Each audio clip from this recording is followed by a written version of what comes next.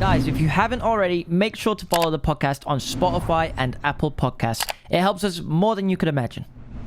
All right, guys, welcome back to another episode of the Fellas Podcast. It's episode number 25, a quarter of the century. It's actually the same age as me. I am 25.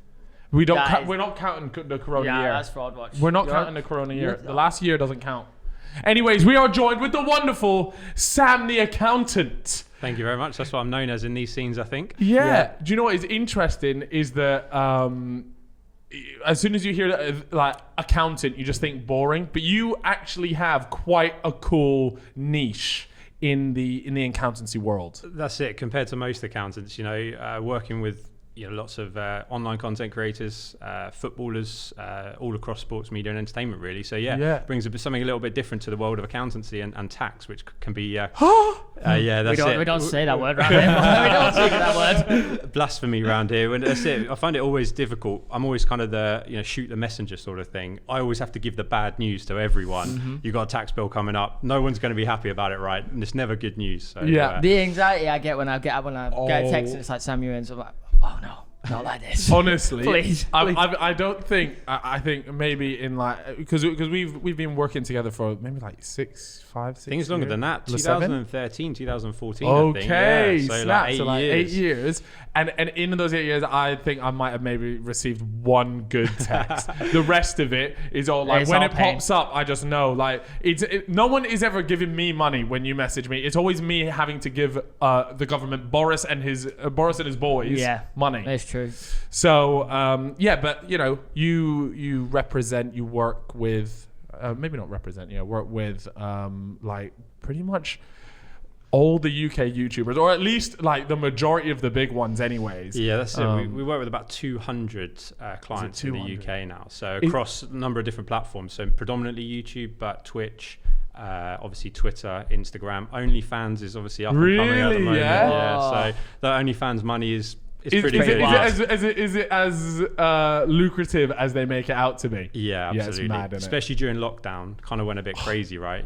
But it reminds me of the FIFA coin money days, right? Those were good days. Those were glorious. We're in the wrong job here. I've never seen anything like it, but back in those days, FIFA coin money was like next level. Was paying for Lamborghinis left, right, and center. It was. I mean, that's how Harry got it. He bought it when he bought it. Drove it like twice? Nah, he almost killed me in it once, and that was enough for me to say I'm never getting in it. I didn't want to go in it. It's a death trap. It was the same with Ethan and his GTR, just death traps. But you're actually a bit of a car guy as well.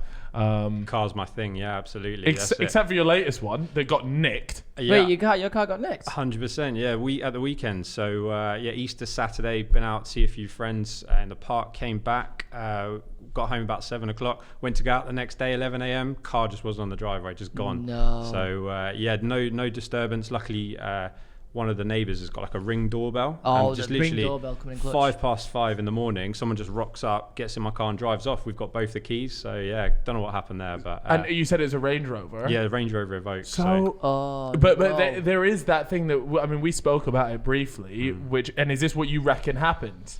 I think they're notorious for it, really. So effectively, I think what these guys can do, they've got like a relay device, so they can stand at your house. They can like amplify the signal from the key and then let you into your car. And then because it's got like, they call it keyless go, they just put a button and then they can drive off. So I think they were there for like less than a minute, rocked up to the house, drove the car off, gone. It's not to be seen again. So they like intercept, clone the signal, and then they just walk up to the car and that's it. So the car obviously has got keyless entry. So if the key's close, it just lets you into the car. And they've got like a device that takes the signal from the key and then just amplifies it to the car, and it tricks the car into thinking they've got the key and they don't have it. Now, when they've driven off and they can no longer get that signal from the key, I don't know what they're doing with it to start it again. I don't know whether they've just driven it somewhere. But no, because when I drove my Range Rover, sometimes if I did leave like my key in the thing, or like I went back in the house, forgot the key, and I went in it, it just pops up saying like keys not around, like the key's not there, key's not in the car, but it didn't like stop. No, it just kept going. So they'll be able to keep driving, but then I don't know what they'll have to do at the end, right? Right. Once they've stopped it, they won't be able to restart it again, as far as I'm aware. Did you on the doorbell, like, what's he got about? Can't see any face. No, he's wearing a hat, tracksuit bottoms, and he kind of drove off with the light on. Obviously didn't shut the door, but I've got a dog and everything. No one heard anything. Is that it now? Obviously reported it to no, police. spoken to the police, spoken to the insurance company. No sight of it. Apparently they probably would have driven it, parked it up locally to like, they call it cooling off in case you've got a tracker on it. Okay. So it drove around for like 5 hours, maybe more than that, with friends and family as well. Couldn't find it anywhere, so it's gone. We've claimed on the insurance. So car shopping for me on Friday. Well, that's probably quite exciting. Kind of exciting. So did the insurance pay out fully? Because I know JME had his Tesla nicked, really? and the insurance just wouldn't pay out on it fully. But do you manage to get yours all right? Not yet. So we're going through the process at the moment. I'm just waiting for them to send me a valuation. Yeah. But fingers crossed it's half decent. But I'm expecting a bit of a battle, right? But we'll wait and see, man. Wow. Have you got a car in mind? Not sure. I'd actually really like another Range Rover, but actually now I've had one nicked, I think maybe not. Nah, so, it's cursed. Yeah, that's it. But otherwise, maybe a Porsche Macan I quite like. It's mainly my missus' car, to be fair. Yeah. I've got a little one on the way. I don't know if you know. Oh, do you actually? Yet. Congratulations. Which is exciting. So yeah, little one on the way in August. So we need a family wagon these days. No more sports cars anymore. Yeah, you want to get like a little Picasso or something. Those are classic. You used to have what the Mercedes AMG I had a C63 or something. Yeah, right? I had a C63. Yeah. And I had a Nissan GTR. Yeah. And then I actually had a Mercedes AMG GTS. Wait, you've had some motors. Yes, some motors. It's who you know. I've got a good friend who's a guy called Grant, who's a high-end used car dealer. Yeah. So I can kind of get in and out of them at good prices, really. Okay. So, but yeah, cars are my thing, right? If I could spend all my money on cars, I would. But my missus won't be too happy. So. Yeah, then your accountant will be calling you up. Not like this, Sam. Because I actually messaged you recently because I went on a little trip. Right, I got in a car and I started driving again, and it's the first time I've driven in like 2 years. And I was there like, I love this. I love driving. I forgot about it, and so I was there like, I need a car. Yeah. And so I put up on my story. I was there like, I'm gonna get a car. And then you said, make sure it's electric. Yeah. For tax purposes, yeah, that's it. I mean, so many people come to me and say, I want to buy a car. Can I buy it in the company? And the long story short is, if you're buying a petrol or a diesel car, don't buy it in a company. The tax man will screw you even harder than you're already getting screwed. Really? Yeah. But if you're buying an electric car, company can buy the car for you, super tax efficient. And now there's lots of decent electric cars out there. Yeah, it's some much good more choices, exciting option. Yeah, 100%. The Porsche Taycan is the one to have at the moment. Yeah. Nice see, that's the thing. I was looking at that. I was like, it's like around 90 grand, right? Yeah, you can. Yeah, I think like probably the base models around there. What are you thinking? It's either that, but then I'm also like, but I want a big car as well. So I like the Tesla Model X, the one that Simon had. Yeah. But they've just given it like a bit of a facelift on the inside, and now it's got like this weird pilot wheel. Have you seen it? No, I haven't seen it. I just want to play on the video games on the screen, so I'm down for this. Yeah, so you can sit in the passenger seat and you can just play the. Oh wait, no, you're talking about because you could play Mario Kart with the wheel. Yeah. On the screen, right? Yeah, I've seen that. Yeah, that's it, 100%. That's the most expensive game of Mario Kart. They got some good games on there, I think, actually. And you can see when someone's playing it because wheels move a tiny bit on the outside, just a tiny bit. Yeah. That is funny. But so the Porsche Taycan, that does look really nice. I was interested in that one, but then I'm thinking I also want to buy a house at the end where of are the you going to park it? Yeah, where the hell am I going to park it? Like, look, there's a lot of things pointing saying, Cal, don't buy the car. There's no need to buy the car. I gave my car. My mum's driving my car right now because a parking spot in London is like, I think it was £350 a month or something like that. Something stupid. It was like everyone I know that drives in London as well, they're always getting parking tickets, always getting speeding tickets, always getting kind of bus lane tickets or whatever else. Yeah. It's just tickets for anything. Literally. I was parking in this Ibis hotel car park for about 3 years thinking I was not getting any tickets. Wait, did you end up with a... I think I had about £4,000 worth of tickets that I had to pay off parking tickets. Could you not just bail them and be like, look lads, please. I wasn't getting slapped with the yellow stickers, obviously, me. Yeah. Being me. I'm just not checking my mail or whatever. I've gone and checked it and then I'm just like, oh my, these are a lot of parking tickets. And a parking ticket can actually mess you up, right? Like in terms of... Like is it your credit that gets screwed? Yeah, 100%. Yeah, if you don't sort it out quick enough. you get your credit score messed up. We've had a few clients who come to kind of try and get a mortgage or a loan, etc., and they get credit scores run on them, and they go, "Oh, I've got like a parking ticket or something from 8 years ago. They didn't pay. They got a CCJ against their name, and then they can't get a mortgage over like a £35-40 parking ticket." So yeah, if you've got them, make sure you pay. Yeah, this is what happened to me. I got CCJ, but luckily, like I sent a letter off and everything, and the people who gave me the parking ticket were like, "It's okay, just pay this, and we'll send a letter to the court and say it's all good." So did you pay the 4Gs? Oh, I paid all of it. Yeah. And they were that was just like collection, but only one of them, one of the tickets, and there was loads. One of them got flagged for a CCJ, Okay. so I had to pay like 100 quid. And I was just like, that's fine. And now just waiting on the courts, but they take ages. Are you still waiting for it to get sorted? Still waiting. Like it takes about 2 months to get one reply back, and then you reply back, and then it takes another 2 months. So long. Mate, that sounds like such a ball ache. It's proper. Literally, I don't think I have it. I ran a credit score, like credit check the other day. But if you do it too much, you actually get like it's. I don't know if that's true. Is that true? It's not so bad checking your credit score. What's not good is having credit applications going regularly. So applying for lots of credit cards, applying for lots of loans, even doing things like mortgage applications, they're not flowing through. So even if you don't go through with the credit, the actual application can affect your credit score. So yeah, but actually checking your score is not too bad. Sign up for something like Experian. That's what I've got. Like that. Yeah. That's what I've got to check it. I'm looking good right now. Mine went up because I registered to vote. Oh yeah, yeah. If you actually, go into electoral roll. Yeah, you get a little boost there. But it's funny. Even I found myself on like finance TikTok. Do you use TikTok? I don't use TikTok at all. Right, I'm like one of those guys that I've got a few clients that do TikTok, but I've got it downloaded. But I'm probably the generation above TikTok, unfortunately. So you need to get on it. You need to be giving out them like YouTube like accounting tips. Yeah, no, man. I could see that working. It bangs. There's loads of people that do it. I see some guys, on Twitter, and you think, why has this guy got such a following? He's like finance TikTok, or whatever, and he's giving out advice on there. So I don't think it's for me quite yet, but fair play to him. Are you one of the people that can actually say, how that in videos we have to always say this is not financial advice? Are you actually one of the people that can say, I don't have to say that? I'm not, unfortunately. I can't say. I still have to say that. So I'm an accountant by trade. Right. I'm a qualified chartered accountant, but I'm not regulated to give financial advice. So actually, clients often come to me and say, should I buy Bitcoin? Should I buy this? Yeah. And I'm not allowed to say either way because if I get sued, that's it. I'm in big trouble. So in this podcast, nothing is financial advice from any of us, me included. Not even me. How have you like? Obviously, loads of YouTubers have been seriously into crypto lately because there's been like quite a big boom. Obviously, I speak a lot with JJ and Lux, and all three of us have sort of like our crypto group chat. And we just we're talking about it, and it's when it comes to sort of YouTubers and crypto, it's an interesting combination because there's a lot of money flying around, but people lose it just as much. It's borderline like gambling at times, because some people are just so silly with it. You don't want to check your account in the morning because you're like, the anxiety going to bed with like cold sweats. Yeah, you just lost a nice 50k or something stupid.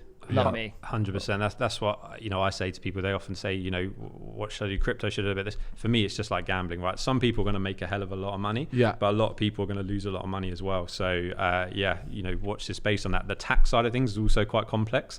Really? So clients often say, I've made all this money. You're thinking, you got to put a shed load of that aside for tax. And a lot of people don't understand the rules. And HMRC are even still trying to find their way through exactly how to tax crypto and where it sits in that whole kind of world. It's so funny. I see comments all the time. People are like, I ain't paying tax on my crypto. They can't see what coins I'm holding, or they can't see how much money I've made off of it, all this sort of stuff. But they actually can. Yeah, 100%. So HMRC have got powers now with a lot of the exchanges. They have to send over all of the information, or they can access at any point. So if you're on Binance or any of the big platforms, you have to do what they call KYC, which is know your client. So effectively, you give up all your information when you set up a Binance account, and HMRC can effectively cross-reference that against your tax returns, right? So they get a massive piece of data from all of the exchanges and all of the platforms, and if it says this user here has made a load of money but he's not done a tax return, you're going to get a knock on the door. You're going to get a letter through the post 100%, and we're going to see more and more of that over the coming years, because there's effectively a bit of a myth that goes around in certainly new people in the crypto world that if I haven't cashed it out into my bank account, I haven't got to pay tax on it. complete rubbish. Complete Really? bullshit. Oh, now you're getting me stressed right now. You're worried now. I see your hand. So if you've got Bitcoin and you swap it for Ethereum, that's a disposal. That means you should be thinking, have I made money on that trade? And if so, you've got to pay tax. Just because you've not changed it into pounds or dollars, completely irrelevant. But Really? people don't get that. People don't understand that. And one of my clients is, I said, can you send me your trade history? It's 44,000 transactions in 6 weeks. In how many In weeks? 6 In weeks. 6 weeks, yeah. And are you having to sift through that, or is there a software that will help you out there? So there's lots of software now out there trying to solve that problem. Obviously, for shares in that traditional world, there's been, software been developed over decades effectively to help with that process, but people are rushing now to try and get the best software out there because that's a lot of man hours going through, and there's lots of different kind of coins in there, lots of things being traded. So yeah, there has to be a software solution when it gets to that sort of level. 44. This guy lives on Binance. This is not his full-time job because you represent He's a YouTuber, right? Yeah, well-known YouTuber that you guys know quite well. Yeah. And he's just 44,000. My God, man, that is nuts. But yeah, I mean, the crypto world lately has been crazy, and people always refer to it when a coin does really sick, they just go out, and the meme is that you go and buy a Lambo. But then, bro, I swear, you can see fluctuations. One of the boys, I won't name who it is, will literally just be like, oh yeah, in the last hour I've lost an entire Lambo's worth of money, and you're literally there just bro, you have way too much money sitting in crypto right now. I don't know if you saw this morning, but JJ was kind of memeing on Twitter that he'd shorted Bitcoin, and people going, "Oh my God, he's going to lost a load of money." Yeah, he wasn't. He'd gone long. He was buying. Bitcoin, I was sitting there going, holy shit. Yeah. He texted me because in that group chat, me and Lux were like, what are you doing? And then he just didn't reply to it. And then this morning he just sent a screenshot of it, and he actually went long on it, and he made loads of money off of it. So thankfully he was just trolling. But trust me, he is one of the what do you call it? Impulsive. He just makes a decision like that. Fuck it, I'll just sell all of that. Yeah. It's so there's thought that goes behind it, but if you catch him at a certain time, it doesn't matter. He's already done it. It's too late. He's put all his money in this. And you're there just please, bro, you're giving me anxiety. It's not even my money. Absolutely. Bit of Dogecoin. Dogecoin. Do you hold any crypto? A very small amount. I got involved in 2017 in a few coins, and I was talking to Lux the other day, and he was like, "What are you holding?" I sent him a list of what he's like, "Get out of that. It's terrible." So I binned it all off, and I took some not financial advice from Lux, and I followed one of his bets. So, only a very small amount. No, you guys, Chip, you similar. So I you know what? Back in 2017, I put a little bit in, and I couldn't get into my Binance account for 3-4 years or whatever. Yeah. And then I got back into it 2 weeks ago, didn't I? You found a nice little stash? There was about 8.5k in there. Okay. That's a nice little present. It was Zilliqa, wasn't it? Remember we spoke about it, and then, so I was just all right. And then my friend gave me some, like you said, not so financial advice, and I just put that into another coin called Everest. Oh right, yeah. But I did triple my money. So there you go. And now I'm just gonna let that. And now you got to pay tax on it. Yeah, well, not at those sorts of levels. You'll be all right for now. But yeah, generally speaking, on that Zilliqa coin though, a few of the YouTube kind of scene are involved in that. I don't really know the story. But I think Joel's got a thing going on with that. I don't know too much about it, but they work with the guys who do the coin, I guess. Yeah, something like that. It's interesting. Gets a bit confusing for me sometimes. I broke a plate in the microwave the other day, so that says everything. All right, it's that time of the pod to secure the bag. Anyways, guys, of course, we're back with the good people from the Who Knows Wins app. This is this app. Bro, no. We're not even saying this for the bag because we use this app just between our friends. I keep winning. Yeah, I don't know how, because you don't even know football. No, I know football. Anyways, if you guys don't know what this app is, essentially you download it, and then you join a league, and then you go and you predict the outcomes of a set of football matches, right? And now we're not talking about scores; it's just the outcome. So let's say United versus Newcastle, you would say United would win, and it has been nuts lately. We've ran 2 of the fellas leagues, and it's gone so well. well. So keep an eye out. You guys can download the app. We'll leave a link down below and use fellas in the pin section. And yeah, essentially we keep running it. So it's £2 entry. In our last one, over 12 people came away with just shy of 100 quid. And then loads more people just for predicting the outcome, mate, of 5 games. Yeah, I don't know if we're gonna do 5 games, but it's a set of games anyways. So yeah, go ahead, get involved in that, guys, ASAP, because it's a lot of fun. And at least 50 players in our league will be getting paid out. So you have that to look forward to. And like we said, the link will be down below. You guys can go ahead and cop that. And yeah, like I said, you can then go and create like your own league if you want to. So obviously join the fellas ones because that one's good fun, and there's always a big pot of money to be won in our league because we have so many people joining. But you can just do it with your mates, like you, me, Simon, Randolph, Max, Will. We all jump in one every week. And yeah, you just keep caking I tell you, it, baby, mate. I know my ball. Anyways, you guys can go ahead and check that out. Link will be down in the description. And yeah, shout out to Who Knows Wins. Literally, well, mate, I've been walking around with this horrendous bottle here. Obviously, I'm in the middle of my Freezy 5 challenge right now. You're on borderline being cancelled for this, by the way. Bro, so if you're on YouTube, you can actually read what it says on this bottle. But it's like a 2.5 litre water bottle it's that the I get font, through. lad. It's the font Yeah, for me. It's like a mix of Comic Sans and... I mean, it's terrible. And then it's got little things at like 3 p.m. you should be down to here. Or by 5 p.m. you should be down to here. And it says like, drink more, never say never. Like, why is never say never on a water bottle? Never say never, bro. Anyways, that's been going well. The cold showers. Have you ever had? Are you on this bandwagon or not? I'm not in the cold shower gang, unfortunately. No, but to be fair, I've obviously tried it a couple of times, and yeah, you come out feeling fresh, don't you? Yeah. Mate, I'm ready to take on the world. It is like a jolt. Like honestly, it's like you get hit by lightning. Yeah. You stand there, you're ready. The beat drops on a song, you blast it, and you're just like, I'm gonna die.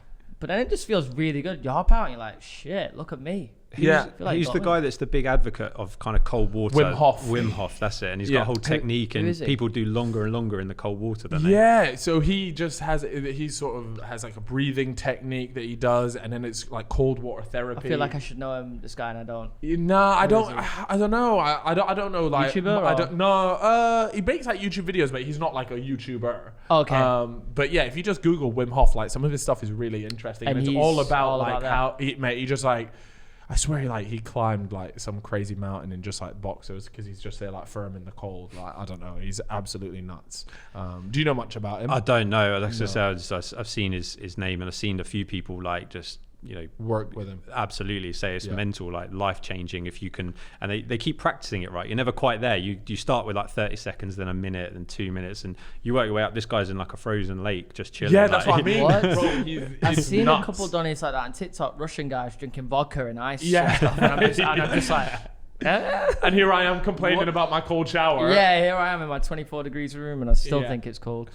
Exactly. But you know, back to the like the YouTuber side of things. Like who so you do a lot of like JJ stuff, the Sidemen as well. Yeah, that whole kind of crowd we look after. So, you know, obviously you were my third ever client, Freezy. Yeah. That's it. Really? So, yeah, wow. Third ever client. Right there. Who was first, and was it like Marcus? Marcus was first. So the story kind of goes that Marcus and I went to school together. Yeah. His dad actually kind of sorted me out getting work experience where I'm obviously still working now. No way. He was obviously at the beginning of his kind of YouTube career. He was probably one of the kind of first generations of social media influencers or social media stars that could kind of make a living on YouTube. So it was a whole new space at the time. And I was training to be an accountant. He said, look, start earning some money from my YouTube channel. We always used to, of course, take the mick out of him. We're like 16, 17 years old. He's going home at the weekends uploading YouTube videos, our kind of group of friends. And all of a sudden it's like, geez, it's like starting to bang. And he's going, people wanted to pay me to kind of put stuff in videos.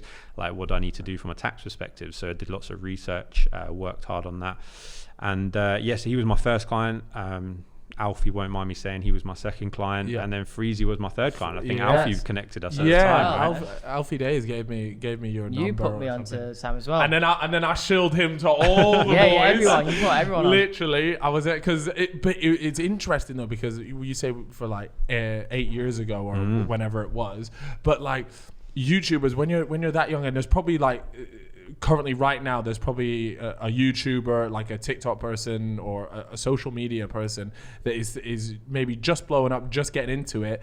And like at school, by the way, this is criminal. At school they don't teach you anything about how to file a tax return, how to do any of this stuff. So I started making YouTube videos, money's coming in, and then I'm thinking, I swear I have to like pay tax. I'm young. Really I'm like 17, 18, 19, however old I was. And then I'm there. I just messaged Alfie because he, like you said, back then it was quite rare for someone to like make it their full-time job. So I messaged Alfie like, yo, do you pay tax? And he's there like, yes, I pay tax. And I'm there like, yo, you got to help me out. And so yeah, he gave me your number. But you must get that a lot of almost people not doing it too late, because it's never really too late, but coming and being like, yo, by the way, I've earned all this money and I've got to pay tax.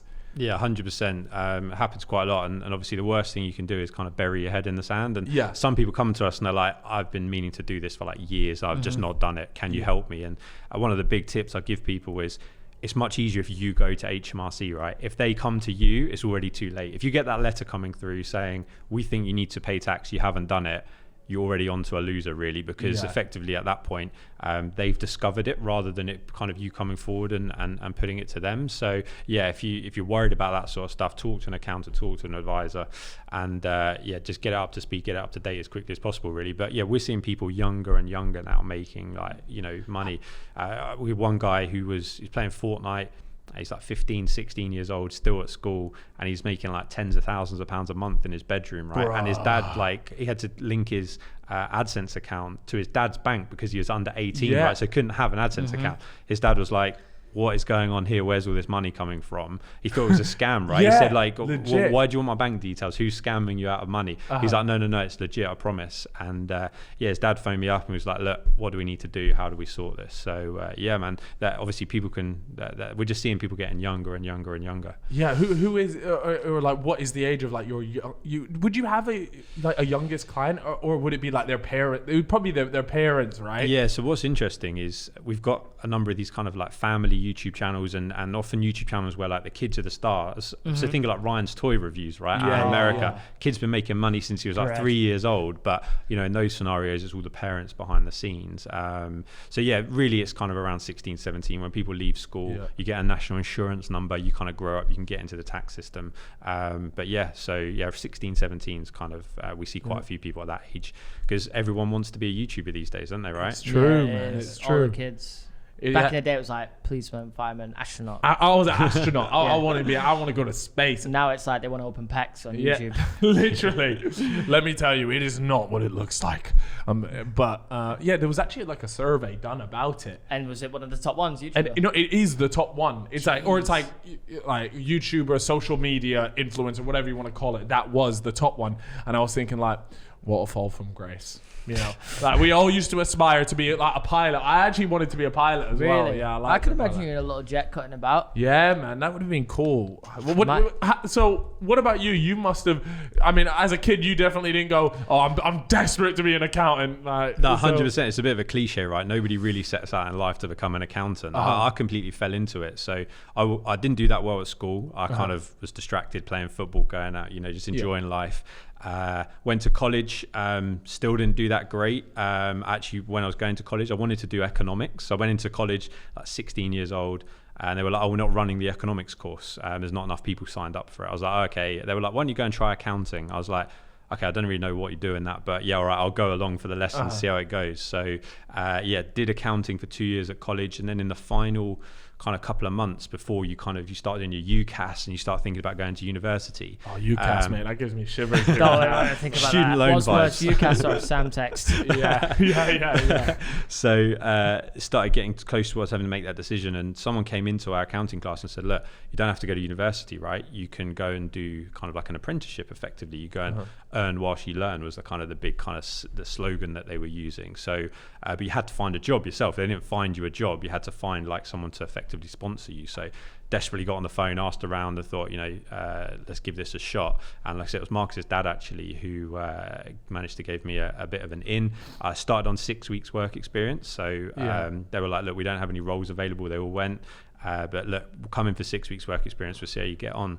And the rest is history, really, because I made partner at the same firm I was with there when I was 27 years old. So it took me that's young, isn't it? Yeah, like as a firm, we're nearly 200 members of staff. We've got 4 offices. I was the youngest person to qualify at our firm as a chartered accountant, and then youngest partner at 27. So it was like a heck of a journey from there. And what kind of happened, going back a step, when I was going through that period of time to decide what I want to do, my dad's like a lift engineer, so he's out on building sites, construction at the time. That is sick. And he was like, you forget that there's like jobs like that, like someone's got to deal with it, like fix lifts and make lifts a thing. That's exactly it. And he was like, look, you got to come out and work. So I did 2 weeks work with him, right, up at 5:30 in the morning, like long days, lugging stuff around. I was like, I don't want to do that for the rest of my life. So I was like, I've got to knuckle down and do something. And that's it. And that's where we're here today. So.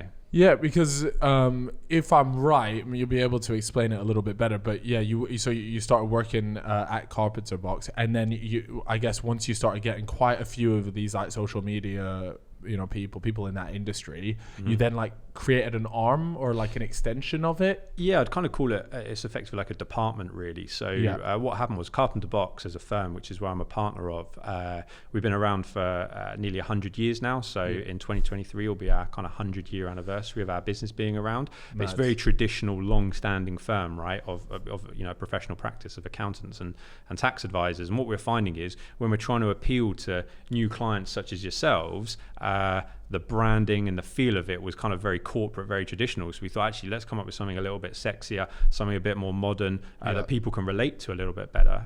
So we built this brand called Starbox. So it's effectively just a web presence and a trading name of me and my team working with people in the sports media and entertainment world. And young people just we took away all the jargon, and they've just felt much more comfortable dealing with an accountant. A lot of people think of accountant, they think kind of somebody over 50 years old, stuffy suit, kind of not going to talk my language, right? I think that's why we've had so much success, because we can just relate. And I'll go back to the story with Marcus. When we were like 16, 17, I used to help Marcus film his YouTube videos, right? I used to understand how the back end of YouTube worked, and talking about MCNs or CPMs and all this sort of stuff.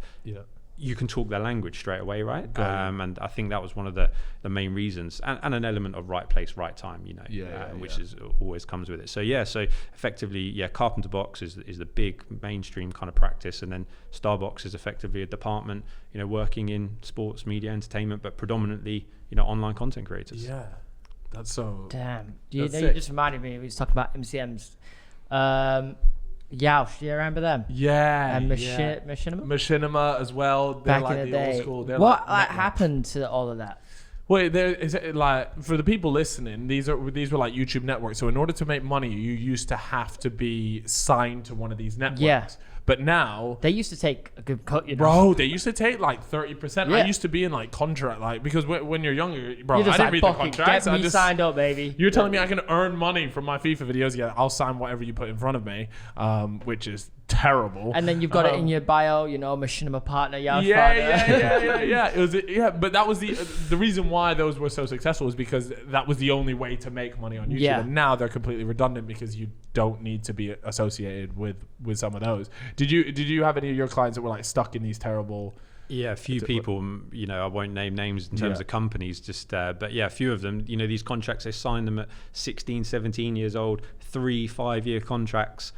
when they were kind of small creators, they thought, oh yeah, I'm going to get some money, and then later on they're still giving away 30-40% of their revenue to MCNs, and trying to get out of them is quite difficult as well. And then the tax man on top. Yeah, absolutely. And obviously we've had these YouTube tax changes recently. So what exactly is that? So effectively, obviously the IRS, which is the equivalent of the HMRC here in the UK, so the tax authorities out there, they're wanting to effectively in the US. Obviously Google being a US based company, they're trying to effectively collect as much tax revenue as possible. And what they're trying to do is, if you're based in the UK or based in the US, or you've got a US audience, they're wanting to tax some of that revenue, even if you as a creator aren't in the US. Now, luckily, the UK and the US has what we call a double tax treaty. Not getting too technical, but long story short, good relationship means that you don't have to pay that extra tax, but you do have to jump through some hoops and complete some forms. So any creators out there, make sure you complete those tax forms. Otherwise, I think they're going to take 30% of your US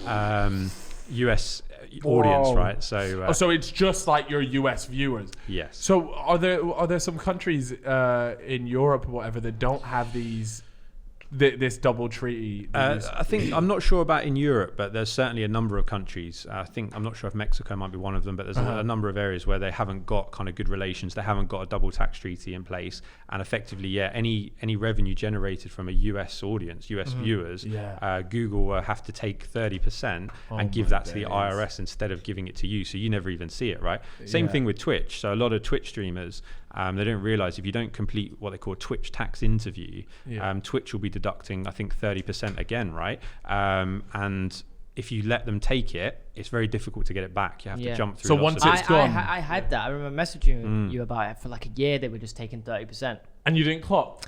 Yeah, well, I just couldn't figure out what was going on. Really. I didn't really notice. And then eventually, someone was like, "Yeah, they're taking 30% because that's how it works on Twitch." And I was like, "This is the most chip thing I've ever heard." By the way, right, okay. I don't even think in the end I chased it, because you had to set up like an account and effectively. So it takes like 10 minutes to complete the form, right? And once you've completed it, they won't take it anymore. But if they've already taken it and given it to the IRS, you have to do a US tax return in order to effectively claim a repayment. And that can run into thousands of pounds just to submit the US tax return. So depending on how much they've deducted from you, who knows whether you have to do the math to see if it's worthwhile or not. Like, it wasn't even that worth it. I was just like, you know what? Keep the 30, let's just keep doing these UK tax returns. This is enough for me. It's true, man. It's true. Like when it comes to all this, that was one of the biggest things. It's like when you look at this stuff, and even still now, I like to think I'm quite educated on a lot of it. But even now, when I'm reading these forms, mate, it's a different language. It's absolutely crazy, and that's why I message you like, we need to have a phone call. You need to run me through these forms. Like, they're nuts.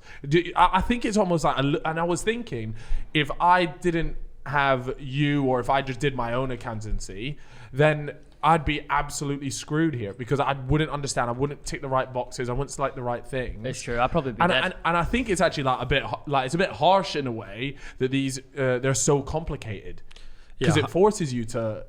Yeah, absolutely. Going back to what you were saying earlier about, why don't they teach you more of this stuff in school? A lot of kids don't even know how much tax you have to pay. What even is tax? So one of the things we're doing at the moment is going around a lot of the football clubs, professional football clubs, and sitting down with the academy players and talking to them about tax, financial management, financial planning, because some of these kids are like 16, 17, 18 years old, signing professional contracts, and they don't realize that they have to give almost like half their wages in tax, right?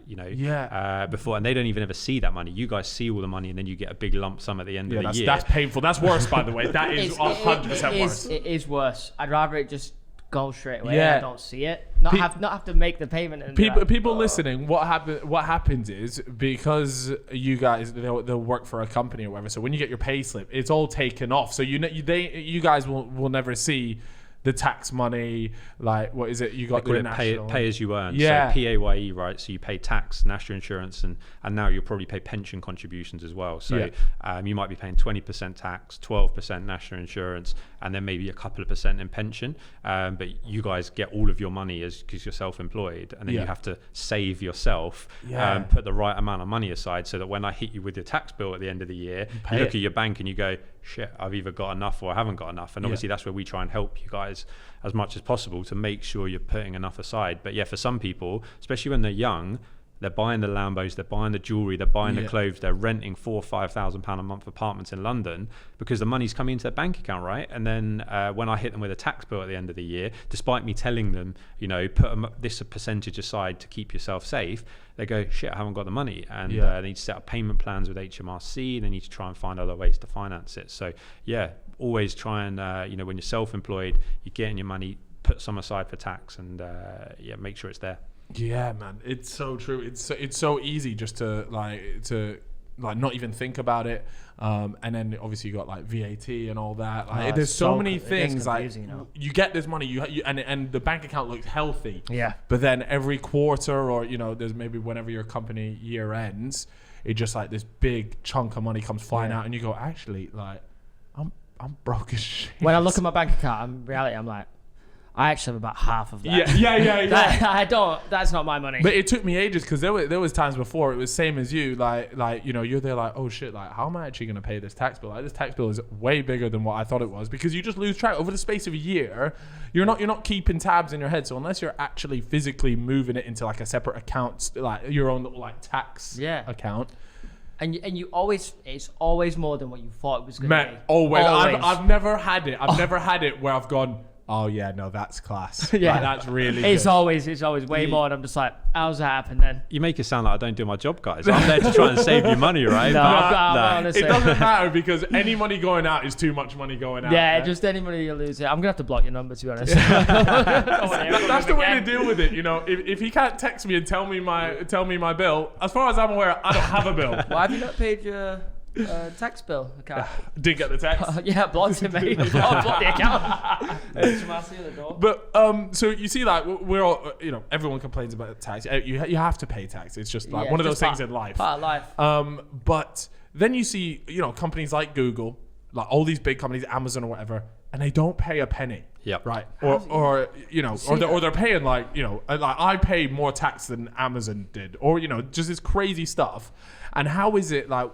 Why? Because there'll be 1,000 different things as to why, but like the long story short, why are they getting away with it? The long story short is they set up their headquarters in what we call tax havens or low tax jurisdictions. So if you take the British Virgin Islands or the Cayman Islands or even places like Guernsey and Jersey, Luxembourg. We already know Guernsey and Jersey. So effectively, if the business is being managed and controlled, so effectively means if decisions are being making in terms of where the company is being run from, it's taxed initially in that country, right? So a lot of clients come to me and say, why Vodafone paying no tax? Why Amazon paying no tax? Why can't I do that? And it's like, okay, so you can do if you want to go and live in Guernsey, right? If you want to go and live in the British Virgin Islands, there's not much there for you. It's not a particularly exciting lifestyle, but you won't have to pay any tax, right? So if you're living in the UK, you want to enjoy your lifestyle in the UK, there's not really any getting away from having to pay UK taxes. The only thing some high net worth individuals look to do is pay very expensive lawyers and accountants out in these low tax havens, so that those individuals effectively run their companies for them, and therefore the companies are run from there, and therefore they don't have to pay tax here in the UK. But long story short, if you're wanting to live in the UK, spend the majority of your time in the UK, there's no really getting away from UK taxes, and there's been a number of rules changes over the last 5-10 years. You look at stories of people like Jimmy Carr or footballers, etc. I swear there was a story about Harry Redknapp, and he bought a house under his dog's name or something like that, and he was getting the tax benefits of owning a property in wherever it was. I think it was. Maybe it's not Monaco, but it was somewhere like really good, and it came out in the papers that he'd done it under his dog's name, and he'd be getting away with it for absolutely ages. Get that dog on Starbucks. New client. Yeah, Harry Redknapp, obviously, he's a little bit kind of notorious in that space. I don't know the details of that particular event, but, like I said, going back 10, 20 years, lots of people were at it, and there's lots of people out there selling kind of tax avoidance schemes. So, you could effectively come up with something, effectively using loopholes to pay, less tax. But HMRC are just clamping down on them all one by one. And now, effectively, if you can't prove that you're doing something for commercial purposes, you've not got a good reason for doing it.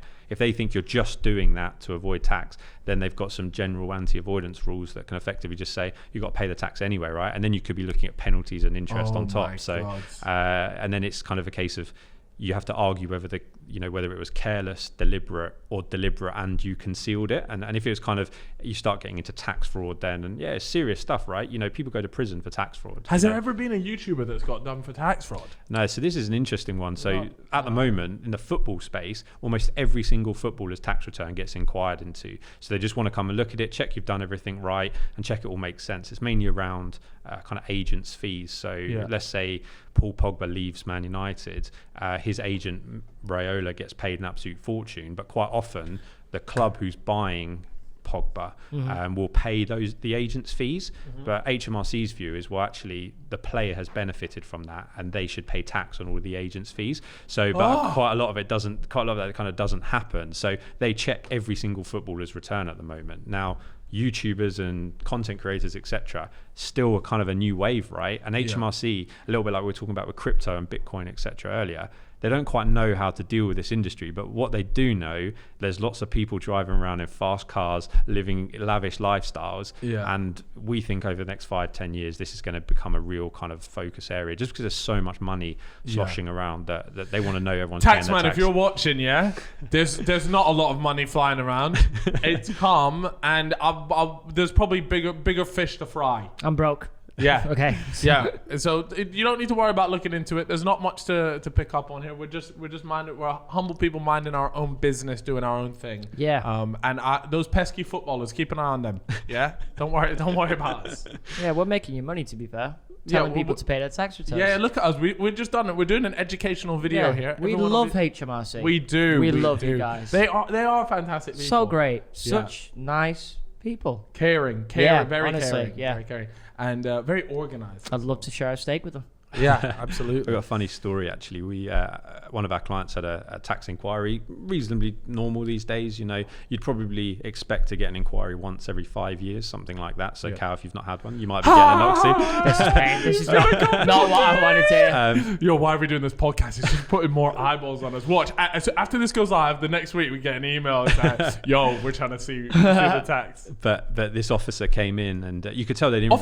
He rocked up? No, they come. Yeah, effectively. Inspectors they're called, or HMRC officer. So the tax man is a genuine thing. Yeah, absolutely. Yeah. Okay. So tax man rocks up and sits down, goes through everything. And this particular client had incredible growth over a year. Went viral effectively. Views went mad. Earnings went mad. And he said the only reason we've inquired into this return into this individual is because we can't understand how someone can go from earning, I think it was something like 100k a year to like 2 mil a year in 12 months time. With no employees, with no office, with you've got no assets. How are you earning all this money? And they said that's what's triggered this, right? We don't have any information other than we want to understand, is this legitimate money? There's more of a money laundering inquiry, to be honest. And this particular creator, they said, and the other thing we wanted to note, we've been on your YouTube channel and we realized you uploaded your first video in like 2011. Why did you only register for taxes in like 2014? It's like, do these guys not realize that for the first few years you might not be earning anything, right? But because this first video had like a few million views by that point, but everyone had obviously gone back and watched it. But they obviously they don't quite get it yet. But I do think next few years we're going to see a lot more of that. A lot of the tax man knocking on doors. Just there's better things to do with your time, man. Don't worry about it. True. But because that's actually me and Chip always like laughing about things. It's like the way I'm trying to figure out how to explain this for like people that are viewers, because the way a YouTuber usually, if they're earning over a certain amount of money, they'll set themselves up as a company, because obviously you film the videos, it's a production, and then with a company you can expense things, right? So if I need to buy a camera to film my videos, that is an expense for the company, and then that would come off of sort of the profit that you make, that you pay tax on. Yeah, absolutely. Right? Yeah. And so one of the big things is like it's probably like the reason why your phone blows up so much is like, can I expense this? Can I expense that? Has there ever been anything like the most outrageous thing that someone has come to you and be like, can I expense this? And you're there like, No. of course No. Yeah, so we do. You're absolutely right. I spend most of my life answering those exact questions. Can I put this on my business? Can I put this on my business? Now, one particular one just stands out. It was 8 p.m. on a Saturday evening. Client phones me. They hadn't texted me before. And they were like, I'm in the sofa shop. I'm about to spend like 4K on a sofa. Like just for that. I said, what's it for? It's just for my lounge. So he said, can I put it on business? I said, no, no, absolutely not. You know, absolutely you can't. Yeah. He's like, oh, right, okay, then why not? Blah, blah, blah, blah. So you go through that discussion. But yeah, lots of things like that. Cars is one, as we were talking about earlier, always comes up. People want to buy a car. They want to claim it on the company. What about like haircuts? Yeah, so these are good ones, right, that come up. People say, well, I get a haircut that regularly because, you got to look good on video, good, it's your image. Now, HMRC's view on a lot of those things is, look, you can potentially claim them as a tax deductible expense, but what they're kind of doing is they're giving with one hand and taking away with the other, because what they'll then say is that, Cal, your company has paid for you to have a haircut. Yeah. You've had a personal benefit off of that, right? So you've now got a fresh trim. You're looking good. You're going out on a Friday night. Yeah. You might pull some ladies. Yeah. That's good for you. So you've got a personal benefit, and they'll say you should pay tax on that. So if you're talking a £20, £30 haircut, not going to be a problem. But where somebody's want to buy designer clothes, or they want to buy jewelry, or they want to buy cars, etc., that's where HMRC say, yeah, no problem, buy it on the company, but then we're going to tax you what we call a benefit in kind over here. So we're saying, look, you're not getting cash, you're not getting a salary, but you're getting use of this, so you're getting a benefit, so we're going to tax you. And that tax is actually a lot more than if you just didn't claim it in the first place. Oh, really? So it's almost like they lull you into this kind of situation. They suckered me. Yeah, 100%. They told me I could put the Gucci flip-flops on the business, and now look, I'm broke. I've had to sell the Gucci flip-flops to pay the fucking tax bill. Not like this. It's a finesse. Just let me go and have my steak, man. Yeah, it's a minefield. Yeah, 100%. That's what we're here for. That's what we do day in, day out. We know the areas that are good, and we know the areas that just stay away from. And it's getting really, really difficult though, because we got some clients like daily vlogs. So we had one client at one point.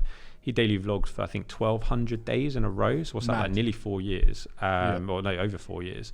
And he was sort of saying, well, where do you draw the line between what's business and personal? I get a 30-minute vlog every single day. If I'm popping to the shops, if I'm going to a restaurant, if I'm filming everything, where do you draw the line? And that's when it can get quite difficult, and we need to really look at it quite specifically. But yeah, it keeps us on our toes 100%. And this goes back to what we were saying earlier. People think of as an accountant as kind of being that boring kind of pen pushing. It's all about numbers. I spend most of my time talking to clients, giving business advice, talking about these sorts of kind of topics as well. So yeah, it's not as bad as it sounds, honestly. Yeah. So because one item that I wanted to talk about, and because obviously you mentioned that you represent JJ, and so like something like what his Beerus chain, his absolutely massive chain. Right, so something like that, so let's say the guy went to, I forget how much he said it was. For the sake of, we'll just say it's £300,000, right? And then, so what you don't realize is like, right, okay, that's £300,000, but then you've got the tax on top of that to pay, and it's like, okay, so he's obviously gone and made like a YouTube video, he's gone and done like so much stuff around it. It's like, is that a business expense at that point? But also kind of not, because it's just like a big bit of jewelry. So stuff like that, like is that the same sort of thing as what you're saying? Is there a personal benefit there? Exactly right. So there's no harm in the company saying JJ's company owns that chain, for example, right? No issues at all. HMRC say, yeah, that's fine. But then they'll say, oh, but you can use that and you're getting a benefit of that, and therefore we want to tax you. So what some people look to do is to effectively try and make it possible so that actually you can't use that. It's not what we call readily available. You don't get up in the morning and go, I've got that chain there. So some people have it in separate storage facilities. Okay. It's kind of effectively almost like a prop, right? You might use it for a music video shoot, or you might use it in production. Yeah. But it's effectively not available for you to use. And so it's obviously on a case-by-case basis. I wouldn't talk about that one in particular. Yeah. But certainly it's just like these big rappers buying like all these crazy chains and stuff, and it's the same thing. It's like when you see the price of it, it's like, okay, but then you realize I've got to pay tax on top of that. That's it. So you look at your bank balance in your business, you're thinking, oh geez, I'm sitting here good, right? Yeah. You go and spend some money, and then you go, shit, actually that's a personal purchase.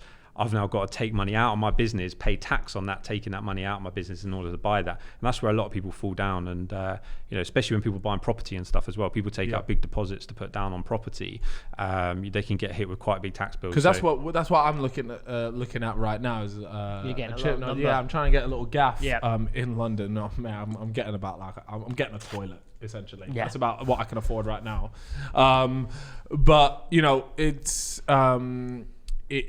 like you said, when it comes down to it, when it comes to a house, I want to talk a little bit about buying houses just in general, because I think people might be quite interested in this. And then maybe there's some tips and things for people looking to buy houses. But for me, it was like, right, okay, I've now got to take a load of money out of my company. And you've got to pay taxes on that. So let's say, the deposit is £100,000, just for the sake of conversation. You then have to, like, realistically, I've still got probably £30,000 of tax to pay on that, right? Yeah, so it's kind of like £130,000. It's actually more than that, right? So if you need to be left with 100,000, you need to give the mortgage company 100K. Yeah, that needs to be after tax. So let's say it's roughly 30% tax. Yeah. You'd actually need to take out 150,000, put 50,000 away for tax, so that you've got 100,000 left in that scenario, right? So it's even worse than just the 30%, because you've got to pay tax on tax effectively. So tax on tax. That is horrific. I hate this planet. Right. And in terms of buying houses and things like that, is there any sort of tips? We actually already mentioned Chip having a parking ticket. Oh yeah. That's escalated into, what was it called, a CCJ. CCJ, and then they banks won't give you a mortgage because you've essentially got a black mark on your records. Is there any other tips and things that people should be aware of, and some rookie mistakes? I know one thing as well that that a lot of banks don't like is when you have a car on finance.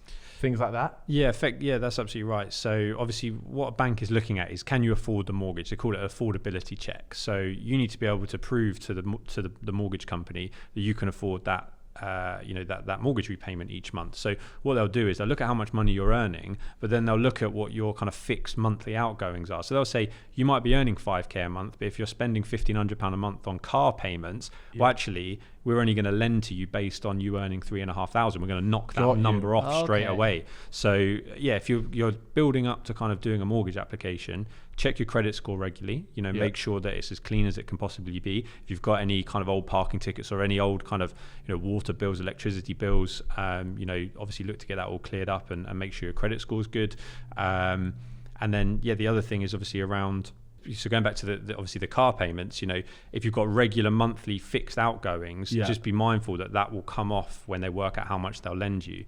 Other kind of tips, remember stamp duty. So I had a client call me the other day and said, look, they're looking to drop serious money on a property, looking to buy an apartment in London.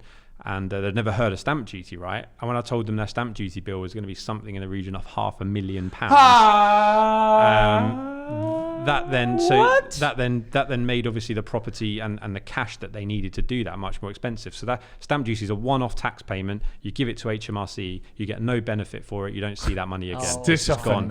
When you get that message, it's going to be an extra 500k. I wouldn't even reply to you. No, at that point, that's when you block the number. Yeah, that's a blockable offence. Well, that's it. Like they were talking about putting down, I think it was around £500,000 deposit on the property, right? Yeah. And then you get a £500,000 stamp duty bill on top. So it's gone from, in your mind, you're thinking, right, I need £500,000 to be able to buy this place, put down as and actually, or maybe a bit more than that. But then when you get hit with that stamp duty bill on top, you're going, actually, maybe I'll just rent for another year, right? Maybe we'll just leave it. So so stamp duty's one, obviously always be aware of that. And the other one is obviously trying to put down as much of a deposit as possible. So it's actually good. You would say it's better to put down, because people always say you want to put down as little as possible. You hear about these 5% mortgages, 10% mortgages, whatever it is, but you actually think if you can. So my view on it is obviously, and again, not financial advice, but effectively by putting down a larger deposit, you can you pay a lower interest rate, right? So if you're getting a mortgage over 25 or 30 years, if you can get an interest rate of like 1.8% rather than 2.5% over the, depending on how much money you're borrowing, that could be quite a significant saving. Now, obviously, the other thing to bear in mind is if you're self-employed like you guys, and going back to what we were saying about taking money out of your company, you've got this decision to make, right? Do you take out more money from your company and pay more tax, but put down a bigger deposit, or do you take less money out, pay less tax now, but you might have to pay a higher interest rate? And for a lot of people, that's actually the better option, because if you've got £100,000, going back to your example, Cal, that you could maybe invest in your company, and that could grow by say 4 or 5% per year.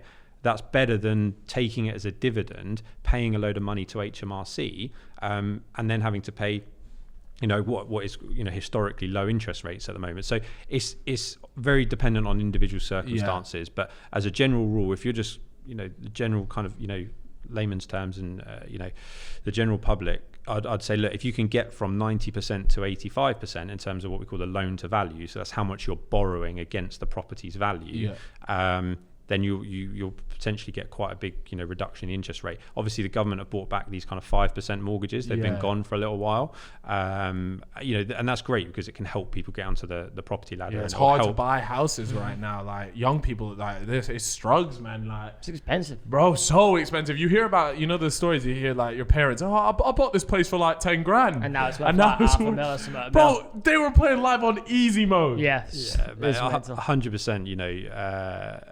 The average wage now is, I think, something like £28,000, but the average property price is somewhere between 270 and 300,000. So it's like 10 times. You go back 10, 20, 30, 40 years, it was maybe 4 or 5 times. So young people got it tough at the moment, 100%. Jesus. That's rough. I'm looking forward to buying a house, but at the same time, it does sound like an ordeal. It's just expensive, like, bro. Seeing all that money go. And that's the worst. That's the worst thing, is knowing that it's the tax is just the worst thing, because it's just going and then you just like, I know Boris is spending this on a holiday. Yeah, he's off Like Marbella. Yeah, with the fucking boys. With the boys. But no, that's stuff. So it's super interesting to hear about that sort of thing, and buying a house like nowadays it's so difficult. Like for so many young people, you hear about, even if they're managing to save, like 2 or 3 grand a year, it's like, right, okay, but depending obviously where you live. But I mean, if you're a young person trying to buy a house in London, oh no, forget it. Don't bother. Just go up north. Yeah, it literally is. Go and buy in Hull or something like that. Yeah. Where is that?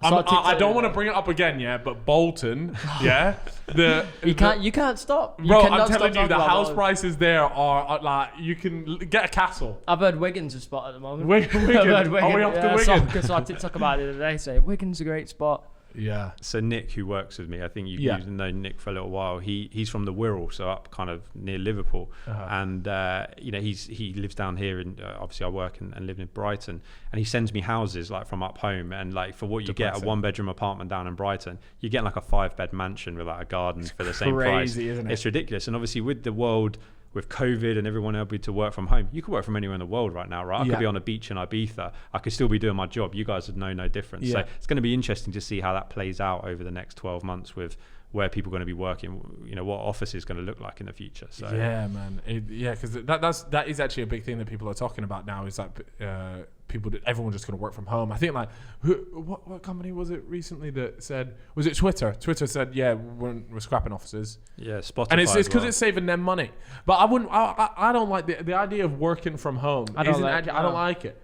I think do you not enjoy going in and like chatting to people, seeing people's faces instead of being sat at home? 100%. In an office environment, it's really difficult not to in order to build a culture when everyone's working from home. Yeah, definitely miss it. I think I'd like to still keep some balance of doing some work from home. Yeah. But excited to get back in the office 100%. But you work from home, don't you? You got an office at home? Yeah. So I've changed the room to an office. So Sam, the editor Sam, he's got his setup in there, and then it works really well actually. But because I need to see especially when it comes to like editing and stuff, I need to see it and then I could just make quick changes instead of him having to render out the whole video, upload it to YouTube, send it across to me, I make notes on it, send it back, oh wait, some more changes, blah blah blah. If I'm sat next to him, we'd nail it out in 30 minutes, whereas that process that'd take all day. Yeah. So that's a lot better. Way better, man. Because otherwise you're waiting for him to send a file on his TalkTalk internet, and it's just it's the you're worst. sat there for hours like waiting, doing nothing. Yeah, it's bad. It's that's nuts. Is there like a very common mistake that you find that YouTubers make when it comes to like the money side of things? Is there something and you know, like a YouTuber come to you like, oh, I want to do this, and then you're there like, oh, like in your head, please don't do this. Like, you're making a bad mistake here. So we've covered actually a couple of the main ones. The first one is around, you know, not budgeting properly. So they got this money coming into their account, especially when people are young. They're kind of almost like the first big payday. They go out on a bit of a spending spree. They buy themselves a Rolex. I was the same, bro. I was the same. Honestly, as prepared as you think you would be if you came into a lot of money quickly, I promise you just spend it, bro.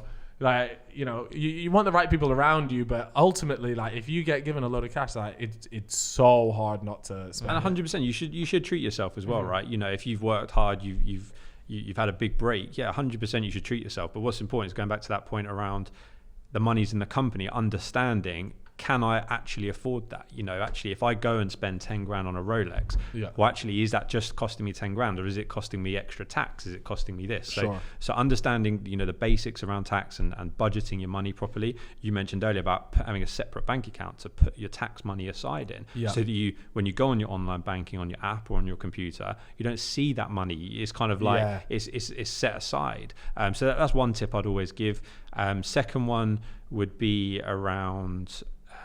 So go back to, you know, kind of your tax deductible expenses. So, you know, understanding when you buy something, not just thinking, oh, I can claim that as business. Talk to accountant, talk to advisor saying, look, does this qualify as a business cost or not? What other big mistakes do we see people making? Any howlers? Any howlers? I'm sure there will be. Yeah. Crypto can be one, right? Yeah. We had some people lose a lot of money as well in crypto, certainly during the 2018, 2019 times. So a lot of people lost a lot of money there. And just surrounding yourself with good people, right? Some people get ripped off. You know, some people, you know, you hear of stories, they trust people, especially when they, again, you know, young, they're coming into money. A lot of people around them saying, I can help you, I can do this, invest in this, do that. You know, make sure the people that you're working with and that they're trusted and they're going to deliver what they say they're going to deliver. Yeah. So, build a nice close circle around you, build a good team, and try and learn the basics as well. That's true. How do people learn the basics? Like, is there like, you know, if someone's trying to pay tax, or, you know, they're just coming onto it now, they're trying to figure it out. Obviously, hiring an accountant makes a lot of sense, but, you know, it can be expensive as well. Yep. But is there like, where can people just go and like learn for themselves? Just do a little bit of reading. I mean, you can Tax probably for Google Dummies it. book. Literally. Yeah, so HMRC, obviously, there's a lot of guidance on their website, and actually, when you're completing your own tax return, there's lots of kind of FAQs, lots of kind of help along the way.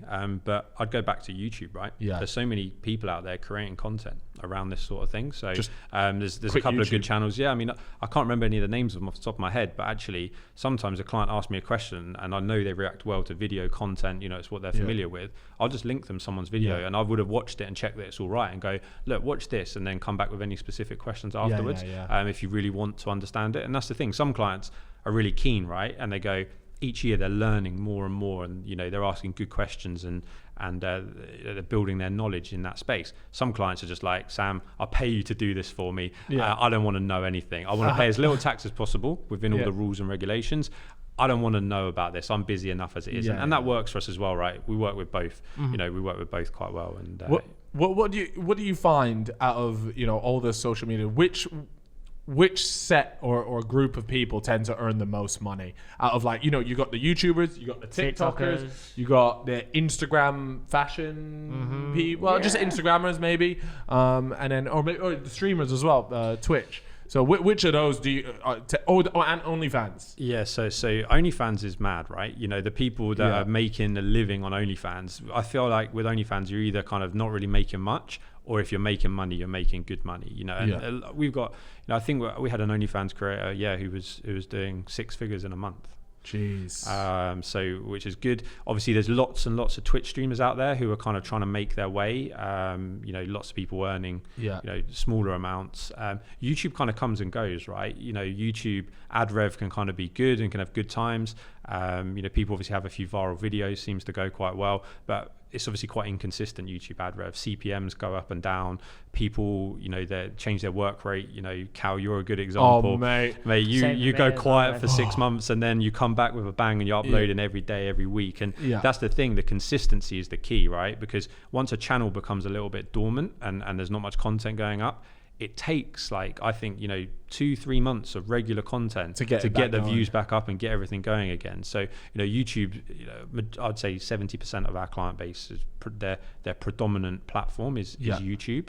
They obviously use other platforms as well, but still to this day on a kind of on a per head kind of basis, Instagram fashion and beauty influencers kill it. Really? Yeah, 100%. What they can earn from one campaign is, it's not quite FIFA coin sponsor days, but it's very good. Yeah. So I'd say that surprises me. Actually, I was going to say I wasn't thinking. I would have thought they would be on the lower end. Bottom. Yeah, because I get offered loads of Instagram deals, but then what I realized that if you look at Saffron Barker's Instagram, bro, in a day she's doing three promos throughout a day. Serious, and I'm there if I do I say no to the majority of Instagram stuff just because I don't like doing them. Don't like doing but posts. Bro, if you're getting paid up thousands of pounds for 3-4 stories, and you go on to let's just use Saffron Barker as an example. You go on to her, let's say she's done 3 different ads in the day. She's probably coming away with 15 grand from the day. So I can imagine though, because it's not that they don't have there's not no shame, but it's just one of those things it's normal in that industry to spam ads. Yeah. And the luxury brands, they want to be on Instagram, right? Yeah. That's where they feel that their content, or their sponsored content kind of feels most at home. So, you won't find the big designer luxury goods brands really advertising on YouTube channels or other spaces. True, but Instagram posts and stuff is good for them. So Instagram is still at the moment, I think, really good. Yeah. But the most important thing I think is for creators to have a varied kind of a number of different income streams, right? So to diversify, a lot of people obviously get ad rev, but they might do brand deals, they might have affiliate links. So some people in that fashion and beauty space, affiliate links on Instagram posts can absolutely smash it. Really? See, I've always been quite sus of those. I think probably not, but probably not in your sort of space, really. But in fashion and beauty, especially in the female demographic audiences, we need to up the female demographic. 100%. Come on. But affiliate links can be great. And then one of the things that I'm a big advocate for at the moment is creators creating their own brands, creating their own IP, and I use Lux as a great example of that and what he's doing with No Two Ways. And Lux for me is a little bit like the Elon Musk of the space. I think he's just whether it's to do with the crypto or whether it's a vision for what's coming next. I always feel like he's always one step ahead of the game. But I'd love to see more creators leverage their platforms to actually build their own brands rather than constantly taking what I call the short-term money in brand deals.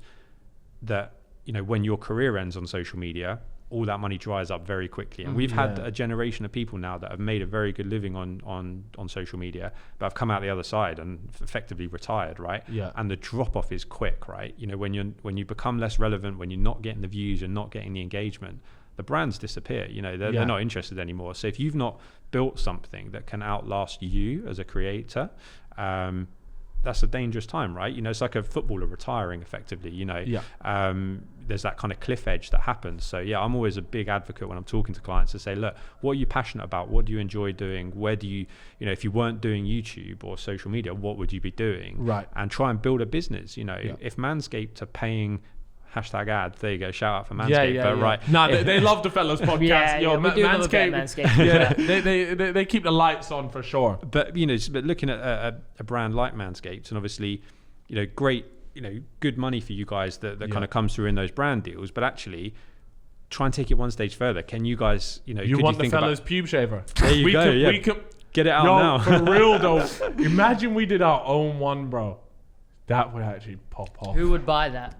Let us know. We'll actually, you know what? Sam's gonna be the first customer. Yeah, he is. Right do you know what? He's gonna try and get a little percentage of this company. He's gonna claim that he came up with the idea here. So we got to be careful. We need a name. Yeah, we do. What would we call it? The fella. We can't nick the lawnmower. That's trademarked. Yeah. Oh yeah. They always put the little trademarked. they've genuinely like trademarked the names of like the lawnmower is trademarked, and whenever we have to do the ad read or whatever, it's got a little TM next to every I'm talking literally everything I read out. There's a little TM next to it. They've gone and just copyrighted everything or trademarked it. Sorry. They've got it on lock, and they've had a great campaign. And if you think they wouldn't keep sponsoring people if they weren't getting a return on their investment, right? It's working for them. Things are going well, but it's trying to kind of change the angle for creators and go, look, they're getting a return on spending money with you. What about if you were promoting your own products? Don't cut off all brand deals, but actually have something that you think, well, actually, if I wanted to stop doing content, if I wanted to stop uploading, you could have something that you could invest your time into and be passionate about. Because what me and Chip have spoken about is that we want to do potentially like our own like alcohol brand. Yep. Which would be so cool. Like the fellas type of thing. But it's weird because it's it does take a lot of time and it is really time consuming, whereas let's say there is just like an ad or whatever, like that's quick, that's fast, but you're right, like there's no longevity in it, and once it's going to be interesting because you can kind of say the Sidemen Boys is sort of part of that first generation of YouTubers. Like now you're seeing loads of new people come into it, but it's like, right, we've yet to see what happens when it ends. Yeah. What happens when I wake up one day and I'm like, fuck this. Like I don't want to make any more videos, or there will come a day where the Sidemen, they've uploaded their last video. Oh, that's, now that you said that is super fucking sad. It is, isn't it? So we don't know when that last video is going to be, but there is going to be one final Sidemen video. It's like the thing as well. You didn't realize at the time the last time that you went out to play with your friends. Yeah. You know what I'm saying? That's mad when you think about it. So you never realize. But it's true. Like now, so over the next few years, you're gonna see like what is that almost like the exit plan for a lot of these creators. And like you said, Lux is doing a sick job. He's got his No Two Ways, and it's about building out these other little and it doesn't have to be kind of to that same level, but it's just having one eye on life after social media, right? And because it can happen quite quickly. Have you had clients that have well, you mentioned it, and they just we got clients who either took the decision that they didn't want to do it anymore, or they continued doing it, but they weren't relevant anymore, whatever it might be, and they just couldn't sustain the lifestyle that they were living with social media money. Once the views and the engagement dries up, and when you've got an expensive lifestyle, you've got an expensive apartment or cars, etc. You get through your savings pretty darn quickly, right? Yeah. So, always have one eye on the future, one eye on, life after social media, really. Do you have to have those phone calls? Like he said, you like call someone up and be like, yo, like you got to either one, stop spending as much money, or like, yo, we need to figure something out here because it's looking pretty bins right now. Yeah, we've had tough conversations with clients because it often comes around going back to, we give you a tax bill and they go, I can't pay it. And we go, what have you done with all your money? And let's sit down and do a budget and go through it. And we had a client that was spending £1,000 a month on a dog walker, right? Huh?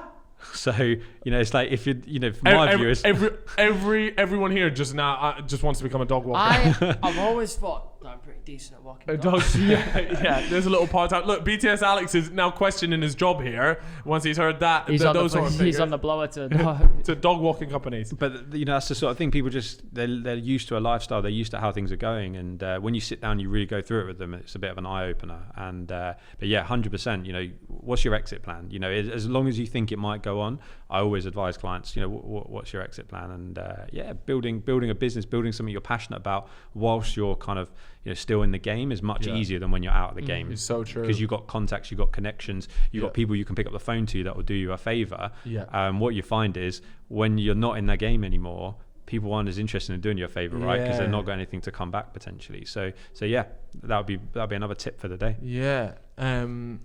And I wanted to, because obviously, 8 years ago when we first started working together, like the money that was sort of going around, like, has there been like a big growth in earnings just across the board in terms of like YouTubers? Would you say that there has been like a significant growth, or is it actually stayed relatively the same over the last few years? Yeah, no, it's definitely been a boom over the last couple of years. I think a lot of brands, a lot of companies are looking at influencer marketing, as they call it, as a good option for their ad spend, and they always look at their kind of return on investment and compare it to traditional media, so whether it's TV ads or print ads, etc. And I think what they find is you can get kind of your brand or your business in front of a very targeted audience. You can show them your demographic data from behind the scenes, and they know where your audience is based, how old they are, how long they're watching for, what they're interested in. So I think we're going to see more and more money still come into the industry, and we saw that last year. COVID was obviously tough for a lot of businesses, and they cut back their ad spend, but actually a lot of them increased their ad spend in the social media and online space, or digital as we call it, because there was no live events, so people weren't sponsoring things like billboards at football games, or you think of all the advertising you get at the tube stations, right? No one's seeing any of that, so businesses are having to find alternative ways to effectively get their products in front of people. So we actually saw last year, despite COVID, despite potential kind of restrictions on marketing budgets, biggest year ever. And you see that with CPMs on YouTube. You see it with the number of brand deals that are coming through, and there's more and more brands getting involved in the space. I saw yesterday Geordie obviously announced his Beats partnership. I don't know if you've seen that. Is that what the video? I missed that. So True Geordie. Yeah. So what's he doing with them? He hasn't released too much detail, but the announcement, I don't know if it's the podcast or the channel sponsored by Beats by Dre. Yeah, which is obviously that's so cool, man. He's smashed it. I love that, man. That's bringing in some bread. But he's another, how you mentioned Lux. Not in the same way as Lux, but he has done YouTube quite differently. He's got a very premium sort of podcast feel. So he's sort of a bit of a pioneer in his own way as well. Is he one of your clients as well? He's not. No, Brian's not one of mine. But any creators out there, Brian did a really good video, I think it was maybe 18 months, 2 years ago, around his troubles with money and tax and everything else. I saw this because he was talking about how he went and bought a McLaren and all this, right? Yeah, that's it. Yeah, so I think it was about a 30-minute video. But it's effectively tells a story of what a lot of young creators go through when they come into those first paydays. You think you're the dog's bollocks, right? And you go out there and you're buying cars, you're buying houses, you're spending tens of thousands of pounds on nights out. Some of the bills that I see for some of my clients that are spending in nightclubs, you just think it's like some people's annual wage on one night in a club, genuinely. Well, JJ, we're looking at you. Yeah, I've been there. Yeah, and then he goes, oh, what, you chipping in? I ain't chipping in shit, bro. This bill is well over someone's entirely wage. What, to have a little champer at the table? It's a bit outrageous. Exactly that. So, but Brian's story was effectively, he worked with his accountant, from what he was saying, to really rein everything back in. And he had to effectively, I think, work for a long period of time with really cutting back his lifestyle in order to pay off all the debts that he had. And he's obviously, I think he says in there, he kind of learned his lesson and moved forwards. But for any creators that are going through that, it's a really good watch. Like I said, not a client of mine, but something that I really related to and saw a lot of other clients had kind of been through. But that's the other thing I still can't quite get used to. I do okay for myself. I live a nice lifestyle, but the club bills, the alcohol bills, the nightclubs and the Airbnbs and stuff, the numbers involved in this world are crazy at the moment, and you guys enjoy that as well. When you go to a club and you see JJ coming down from a helicopter on a roof that was in Miami, with the champagne, wasn't that's it? why it's costing that much. Are those would you say club are one of the biggest, not expensive because it's not but what YouTubers spend their money on? It's club nights, stuff like that, especially that kind of group of creators, right? It's the extended groups, not just the side guys, but you can see you see a couple of people spending thousands of pounds in nightclubs. You ever look, when you get you're going through statements or whatever to figure out what's what, and you just in a bit of disbelief at how has XYZ just gone and spent 20 grand in a club or whatever it is. Well, it's hilarious because I don't know a lot of these places are, right? They're abroad, they're overseas. And my missus, Amber, she's a bookkeeper, and she does the bookkeeping for a lot. She's almost like part of the team, really. Yeah. And she's obviously, a lot of things come from the bank statement. She used to Google them, and she's like, oh, I wish I never Googled that, as well. There's strip clubs, there's all sorts of stuff going on there. And but OnlyFans subscriptions and stuff. Imagine that. Well, you think how much you can tell about someone from a bank statement, right? And that's why client confidentiality has to be so important for us, because because we know a lot about a lot of our clients that a lot of other people wouldn't know. And yeah, it's funny when you see kind of company directors, not necessarily in this space, you think, why have they got an OnlyFans subscription? Like, and it's on the business, obviously. They obviously don't want their wife knowing that they're subscribing to an OnlyFans page. Oh my God. Wow. So, you think no one knows about it. The accountant's got to sift through all the things you spend your money on. He knows your dirty secrets. Sam knows. Does it say on the statements who they are subscribed to? No, it doesn't. It just says if we're going to OnlyFans, that would be too much. Too nuts. Oh my gosh, yeah, man. Some of the stuff YouTubers spend money on. I spent a lot of money on like holidays and things because I still love holidays. Experience, but yeah, no, I don't regret any of it at all. But I spent way too much money. Maldives on. Mate, mate, it was. I was probably going away like once a month, twice a month at least, and I remember it like. It's the Ibiza villas, isn't it, Cal? Mate, it's all that. It was the partying, but part of me is like, I needed to go through it. I needed to, there's definitely times where I'm there like, I've spent way too much money here. Like I need to fix up, and you have that moment of realization, and then ever since I had that moment of realization, I've sort of been a lot better at it, at managing my money. But it took me like that moment of realization for me to like actually take money and saving seriously, because before that there was just like a pot that to me was never ending. Yeah, it happens quite a lot. We talk to clients. I tell them time and time again, put 20% aside, put 30% aside, whatever we think the right number might be for that individual.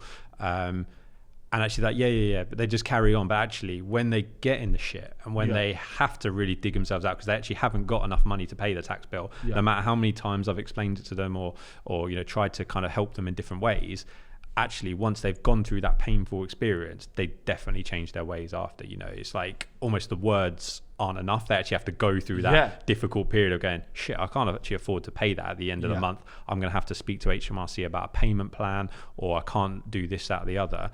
But what we see a lot of people is actually from there they really turn things around. And don't get me wrong, you still enjoy your lifestyle and you still got to do the nice things in life, but it's all about moderation, right, and in balance. And what we also find is a lot of the kind of smaller creators who are mixing in those circles, they almost have to like keep up a little bit, right? So it's they've got an apartment here, or they've got this car, or they go on these nights out, and someone says, oh, is everyone chipping in? I imagine people are, I've got to chip in, right? I don't want to be the guy that's taking a freebie, and you're thinking, all right, everyone's got to put $2,000 in to split this. And you're going, I'm only earning like $5,000 a month, and I'm putting $2,000 in for this random table at a nightclub in LA or whatever it might be, because they feel like there's almost like a peer pressure element to it, to almost be like, you got to keep up with what everyone else is doing. It's true, because you're in that situation where they're like, well, if I was just here by myself, I would never have got this, and then it's a big group of people, and it's like you said, just a quick $2,000, but it's like, $2,000 to,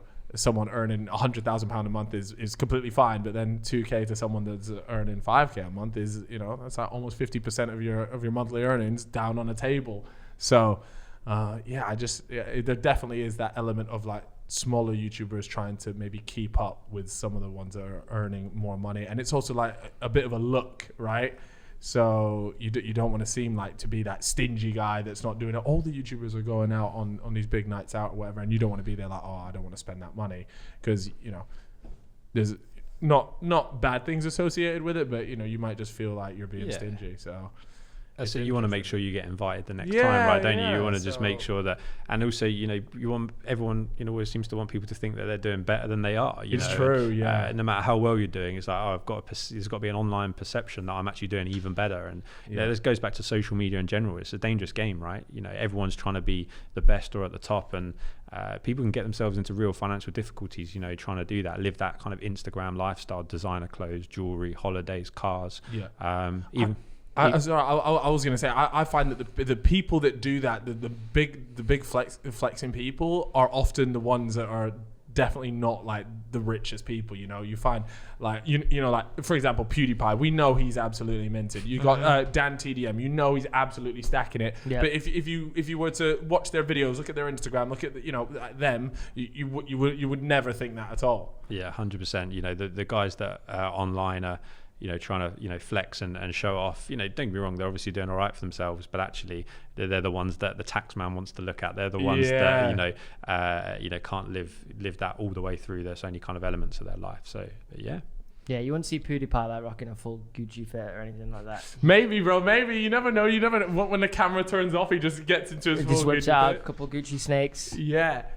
I actually watched a video recently where PewDiePie had Googled his net worth or whatever, and I saw this. It was a TikTok maybe. Yeah, actually, it might have been a TikTok. And he Googles it and he goes, he's like, come on. Yeah. It says like his net worth is 40 mil, and he's like, I don't want to talk about my money, but come on. Yeah.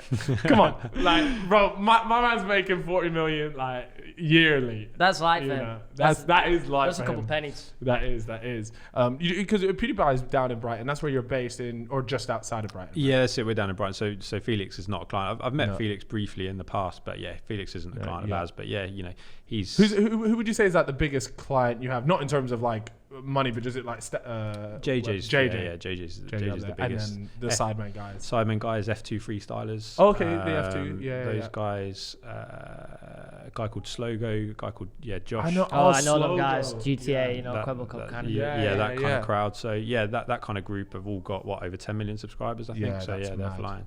So I think we've got 5 or 6 clients with, if you include the Sidemen and stuff, over 10 mil subs. Yeah, so that's crazy. Mad. That's I mean, have you noticed that you've seen like a serious increase in YouTubers and things that have been approaching you, or business is booming at the moment. I was to be about honest, to say, business is booming. A lot of what we do is referrals. It's you guys, Cal, you're a good example. Over the years, you must have introduced me to like 15, 20 people probably, and it's just because I talk the language, I know the game, I've been doing it a long time, and if we just go out there and do a good job, right, and the business tends to kind of come to us. But a lot of people over lockdown were kind of going, actually maybe I've been furloughed, I've been made redundant, what am I doing? Social media, I'll try and do Instagram, I'll try and do YouTube, or try and do Twitch. Lots of people wanting to stream at the moment, and some of them make it. Obviously, it's still a very small percentage, but there's a lot of people still trying to get into this game at the moment. So we're still picking up lots and lots of new clients. Do you think that there is like the perception of YouTubers making lots of money, things like that, but from someone that actually crunches the numbers and sees it, like, is YouTube as lucrative as people make it out to be? Because you see it all on social media or whatever. Would you say that YouTubers are making loads of money, or would you say like it's sort of not quite as it looks? I would say YouTubers are doing well, especially when you compare to the kind of general public. Somebody who's pulling good views on YouTube, they've kind of got a dedicated audience, they'll be earning above the average wage, definitely.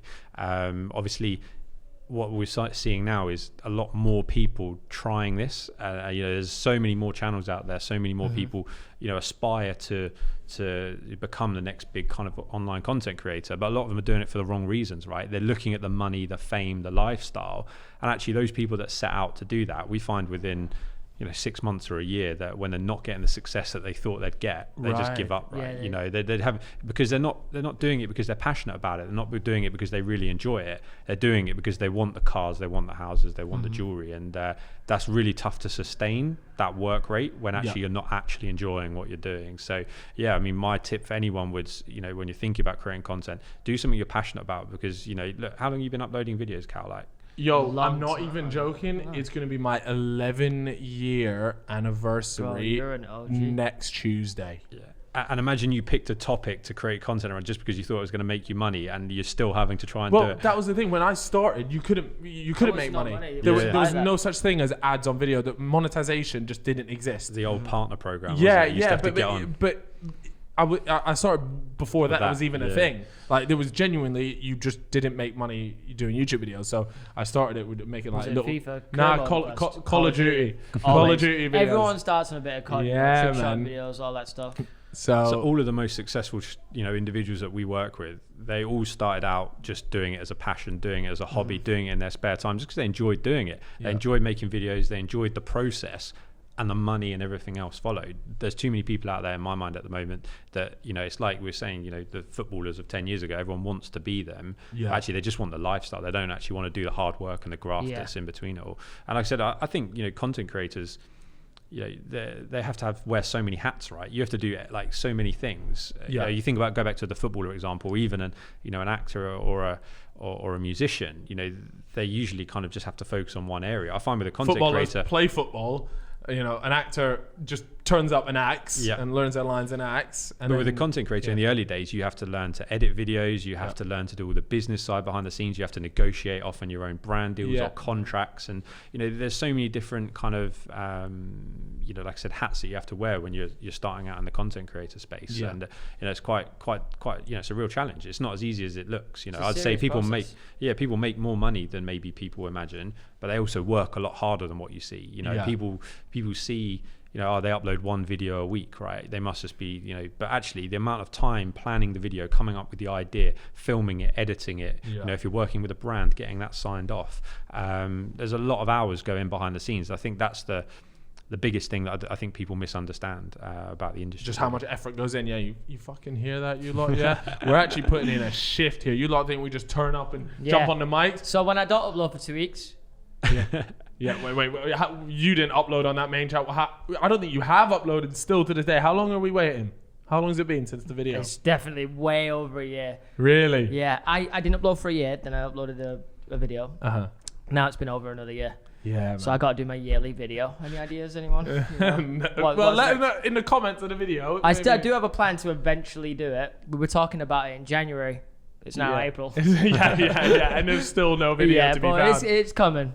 What is it with kind of graveyard main channels that people just kind of like just leave them? You know, there's loads of people out there. Harry's obviously one, but you know, you see quite a lot of other people that they upload regularly. Then obviously they a lower kind of, you know, quality control on their second channel, but actually then just, so is it because you've almost like left it too long that you think I can't now jump back in?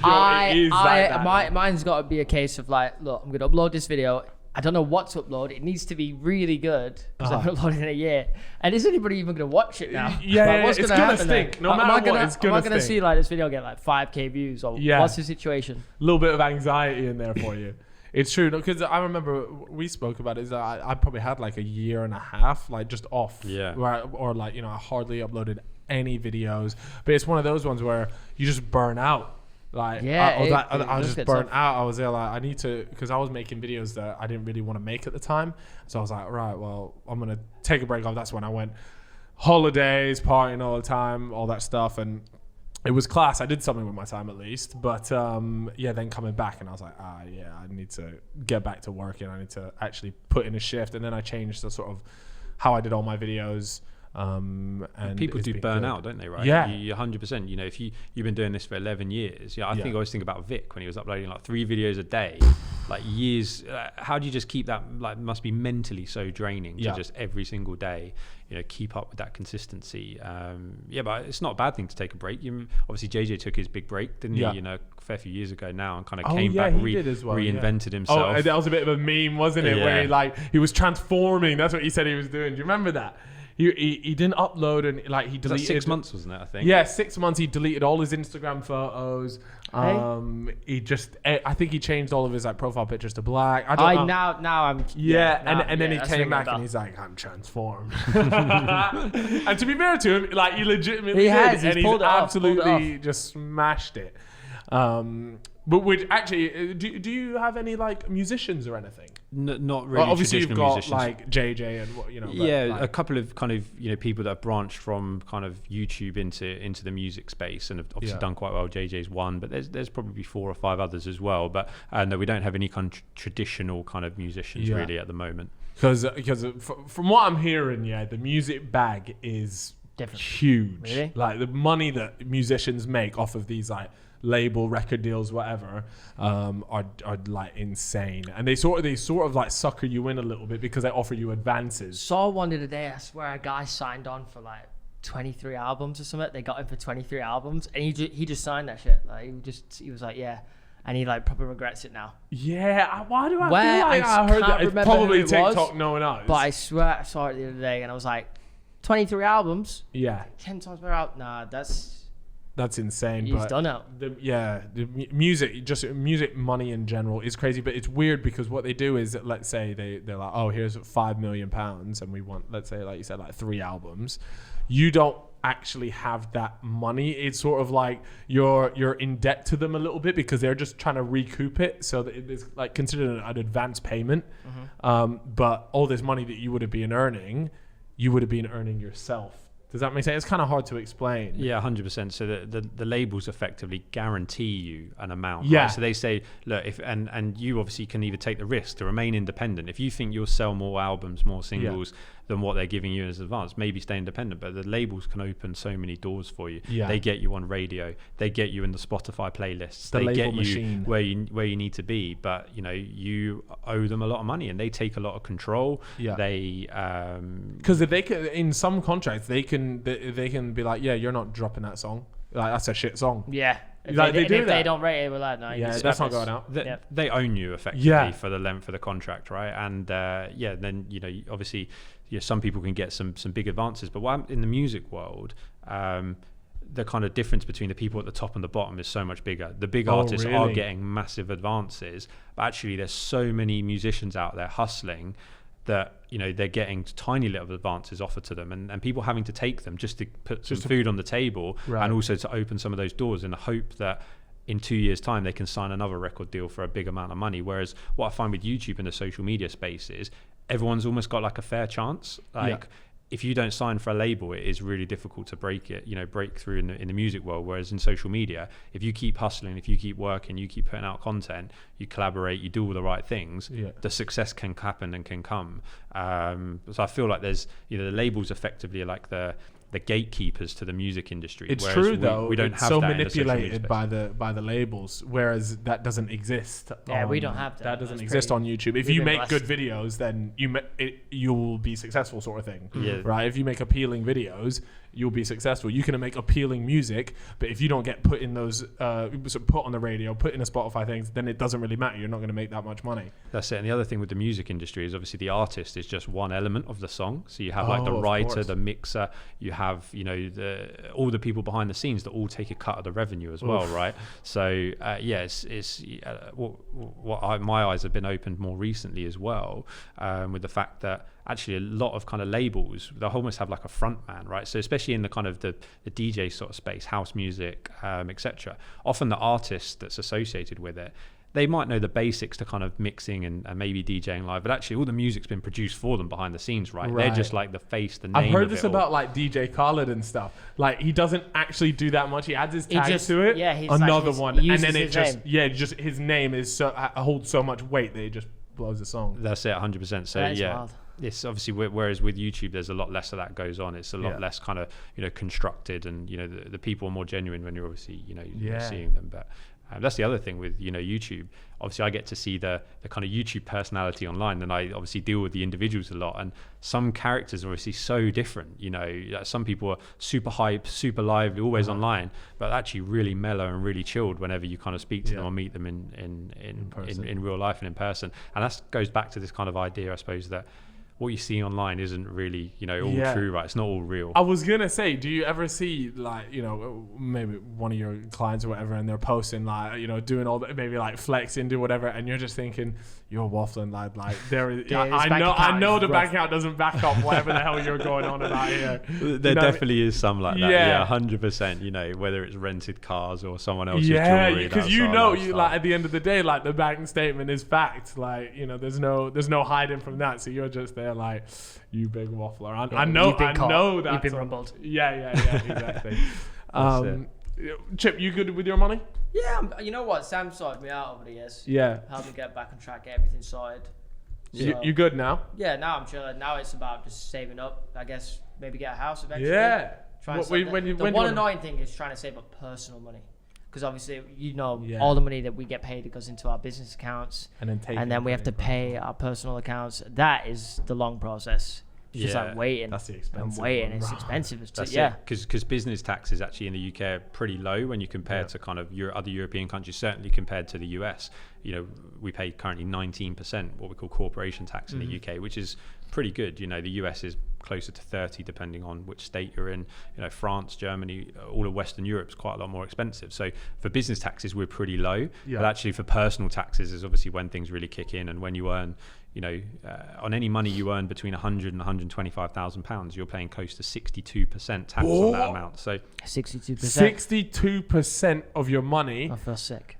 My so God. for every pound you earn, 62 pence is going to HMRC. So that's why planning is important, to kind of either keep you below that number or keep people well above that number. But if you fall within that particular range, that's a really obviously nasty place to be. So my God, 62%. That is a bump. Working your life away for not yourself. Yeah, man, what a bump. 62%. What I find quite funny as well, though, is obviously I see a lot of people on social media, and they're, you know, whether they're talking about, oh, we should raise taxes, we should do this, you know, obviously kind of that kind of socialist sort of view. I know where you know the ones I mean, right? On the timeline, they're going, oh, you know, everyone should just pay more tax. People, And then when you send in their tax, but they don't want to pay no tax, right? Yeah. So they're going, no, I'm not paying it. I want to do this. You're going, I saw some tweets from you the other day saying like everyone should be happy to pay tax, fund the NHS and all this, which is all right and all proper, and absolutely the tax money should be spent by the government correctly. But you know, they're always wanting to save tax, but on the timeline they're out there saying for the public's face, it's a front. It's a front. Yeah, they're like, you know,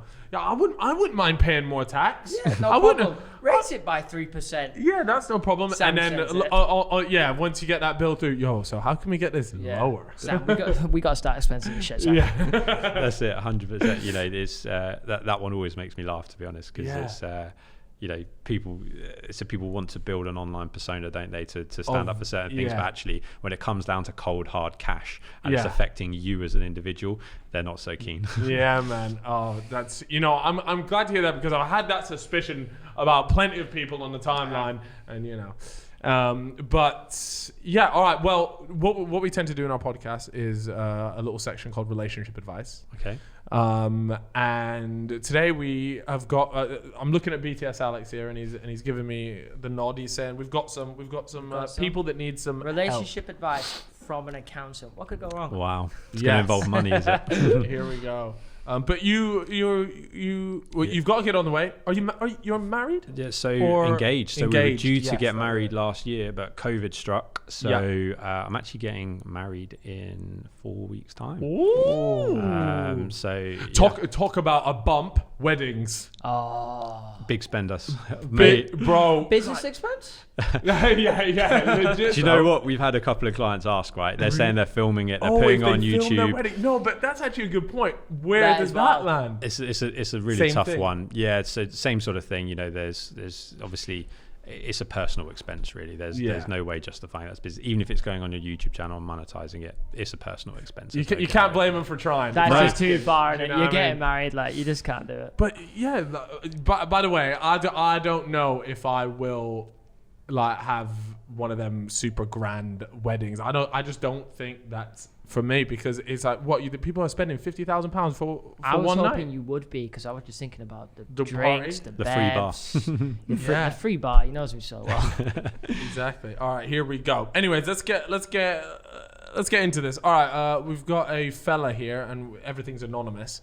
So would you like to give this person a name? Let's go for Steve. Steve. All right. Why was I thinking Steve in my head then? That's really just freaked me out a little bit. All right, here we go. Hi, fellas. Need some relationship advice. I'm 17 in a relationship and really happy. Good for you, mate. However, I've always wanted to travel and live abroad for a year to experience life. Oh, I can see where this is going. I made this clear that I had plans to travel before me and my girlfriend got together. However, it is soon approaching the time when I want to travel. But I don't want to have to break up with my girlfriend, as she said she couldn't do long distance. She couldn't commit to traveling for that long amount of time with me. What would you do? Love the podcast. That's a tricky one right there, you know. So he wants to go. He wants to go traveling and do like a year of traveling, essentially. That's what he wants to do. She ain't having it. She don't want that. What do you think? This is a bit mad, because actually one of my best friends went through exactly this about 2 years ago. Really? And what's even madder, he was due to go with one of our other really good friends, right? They were going to go traveling together, and he ended up staying here and didn't go traveling because it was going to cause too much ag with the missus, right? So didn't go. And And talking to him, right, he regrets it ever since. Really? Is he still with them? No, which probably helps. But you know, he said that he's just got, that's just an itch that he's got scratched, right, and it's not going to go away. That whole traveling vibe, if you want to do it, even if you stay, you're going to be almost like begrudging her for almost being the obstacle to not being able to go. That's true. So, you know, my vibe on that is, if it's in your heart of hearts, you know you want to go traveling, there's plenty more fish in the sea when he comes back. At 17, realistically, lad, statistically, this is not the girlfriend you're with at the moment is not going to be the one that you end up spending the rest of your life with. So, mate, if I'm perfectly honest with you, sack her off and go for the travel, go for the holiday.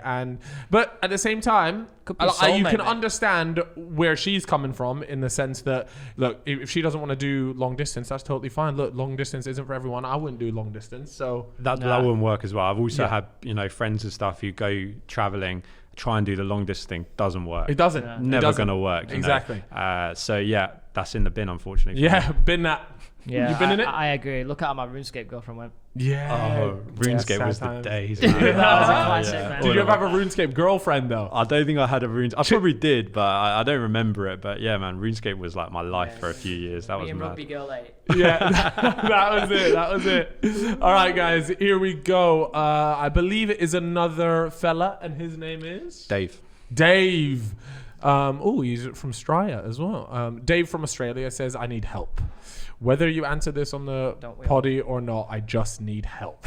Look, this man's going for some shit. Yeah. Quick context.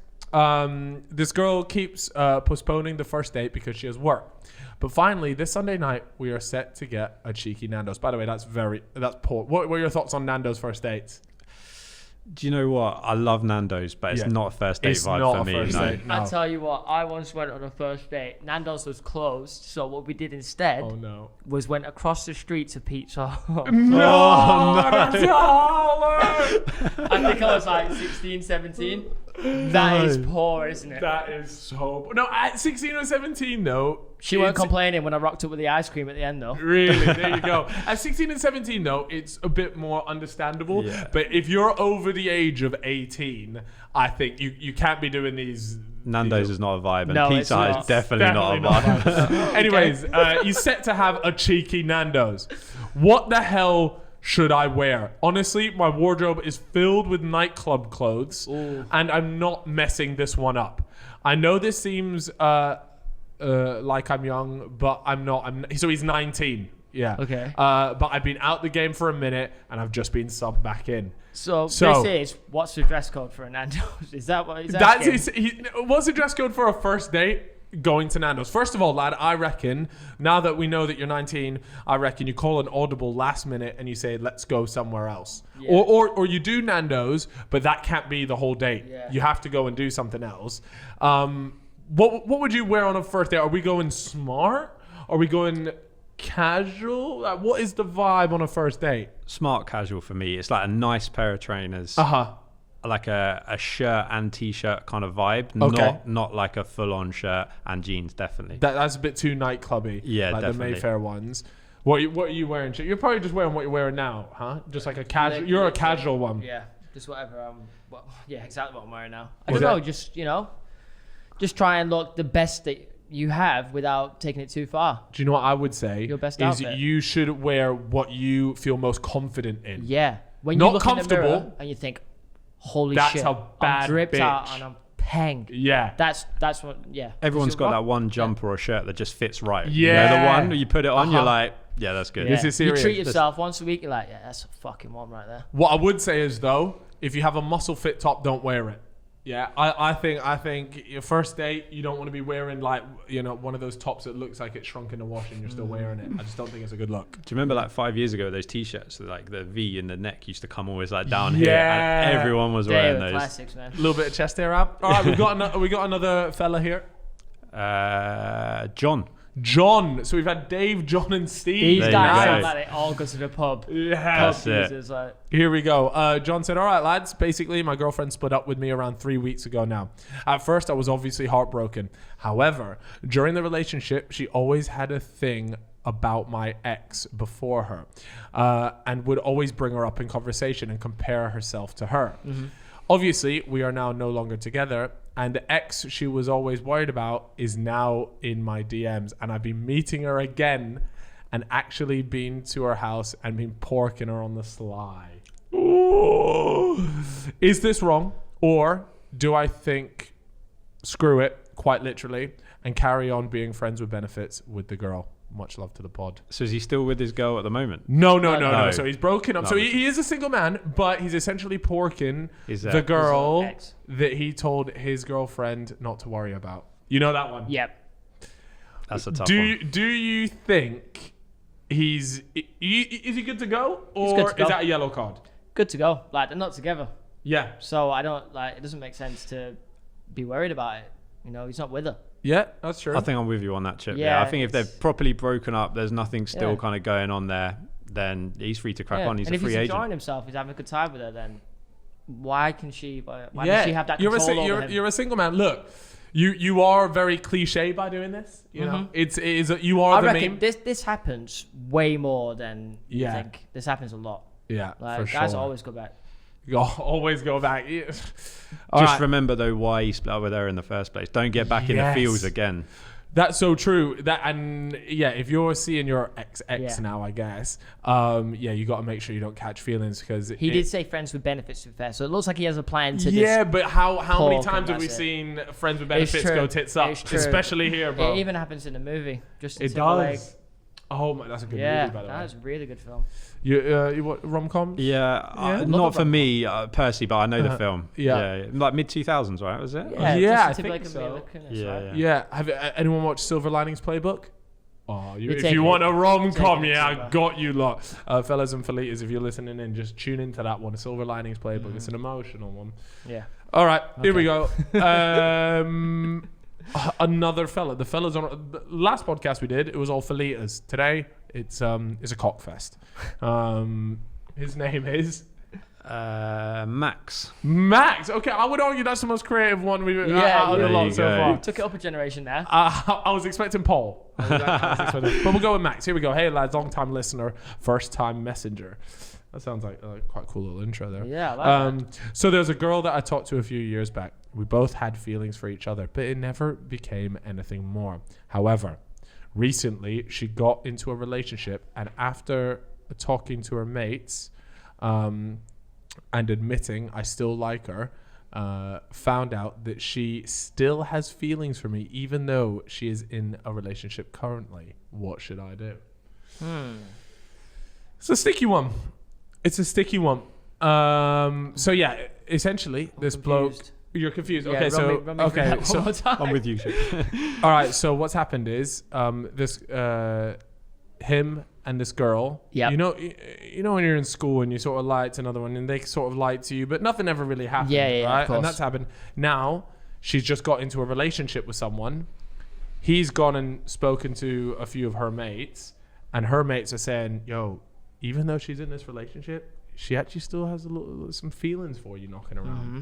And so he's just wondering, because he obviously likes her right now. He's wondering, do I do anything with this information, or do I? That's a tough one, because it can't be disrespectful to the current boyfriend. Is it a home wrecking situation? Does he go in there and be like, "Yo"? Maybe he plants a couple seeds here and there. On his toxic. Yeah, shit. and if they get watered and they grow, that ain't his problem. That isn't. What do you think? I think he should find his own thing and play hard to get. She'll come running if she's that interested. Oh, that's a very good point. If she really is, she would come in the end. Yeah. Otherwise, you could end up looking desperate, can't you? If you go in there and you shoot your shot and she says, "Nah, I'm in a relationship." That would be very awkward. Yeah, that's a good little tactic right there. Is all right, find yourself, a nice girl. And it's sort of like a little bit of bait out there. And if the girl in the relationship it's nibbles... It's going to be hard for him to do that now. That is tough. It's going to be on his mind like, shit, a mate's are telling me she likes me. Yeah. Can I just go out and just find another girl that easily if I like her? You know what I mean? It's going to be tough on his head. He's in a sticky situation. He's going to be sleeping at night thinking about that. Why isn't she messaging me? I just posted a pic with a girl. Yeah, a couple first traps. Yeah, do you know what? That's what you should do. Max... I think it might be thirst trap season. Put the best fit on and just go crazy with it. Yeah, and I can't look at your picture. I don't know what you look like, lad. But hit the gym. Get yourself in tip-top shape. Make yourself as good as you can be, the best person that you can be, and then drop the thirst traps and see what happens. I think that's the move there. But yeah, there we have it. That's our relationship advice. Once again, best relationship advice. Unlike financial advice, we can give relationship advice, and we do give relationship advice. And it's great. I wonder how many relationships we've saved. Destroyed. We've definitely destroyed a lot. We do promote quite a lot of toxic stuff on here, but I think today we did a good job. A lot of people are going to come out happy. I'm waiting for the day like someone messages in like, my boyfriend listens here, but you fucking ruined my relationship. Well, literally. All right. Well, thank you very much, Sam, for coming on the pod. Hopefully people learned a lot about the behind the scenes more than anything. You're probably one of the most important people to a lot of these YouTubers.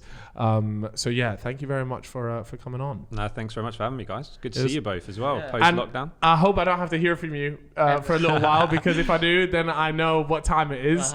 Lose my numbers. Don't shoot the messenger. Yeah, it's true. Anyways, guys, thank you very much for watching. And as always, Chip, tell them what to do. Peace and love. Wait, what? Nah, that doesn't kind of add up. Go and subscribe to the Fellas YouTube channel if you're listening on Spotify and Apple, that is. And also on Instagram, the Fellas Insta. We probably hit 100K by now. If we haven't, then we fumbled it. Yeah, the picture of the new set should be on there by the time we're saying this. Exactly. So there we go. Oh, and BTS. This is why we pay you the big bucks. He's improving. He fumbled it a couple of weeks ago, and he's coming back strong. Actually, speaking of what he fumbled, you brought it up as well. BTS Alex obviously forgot to record the first hour of the Ollie Ball podcast, but he has come to make amends. It's recording. He's come to make amends. And do you know what he handed me today? He handed me this bottle of gin here, and he said, "This is for my fumble." Yeah, he's actually bought me a bottle of wine that's called 19 Crimes. I love that. So, Alex, you're out of the bad books now. I appreciate my gin, and hopefully the Fellas audience can also forgive you. Although you might not be able to present them with a bottle of gin, it's the thought that counts. Yes. So, but like he said, go subscribe to the channel, The Fellas Mystery. The link is in the description on YouTube, or just search it up. Coming to your YouTube screens shortly. See you. Bye.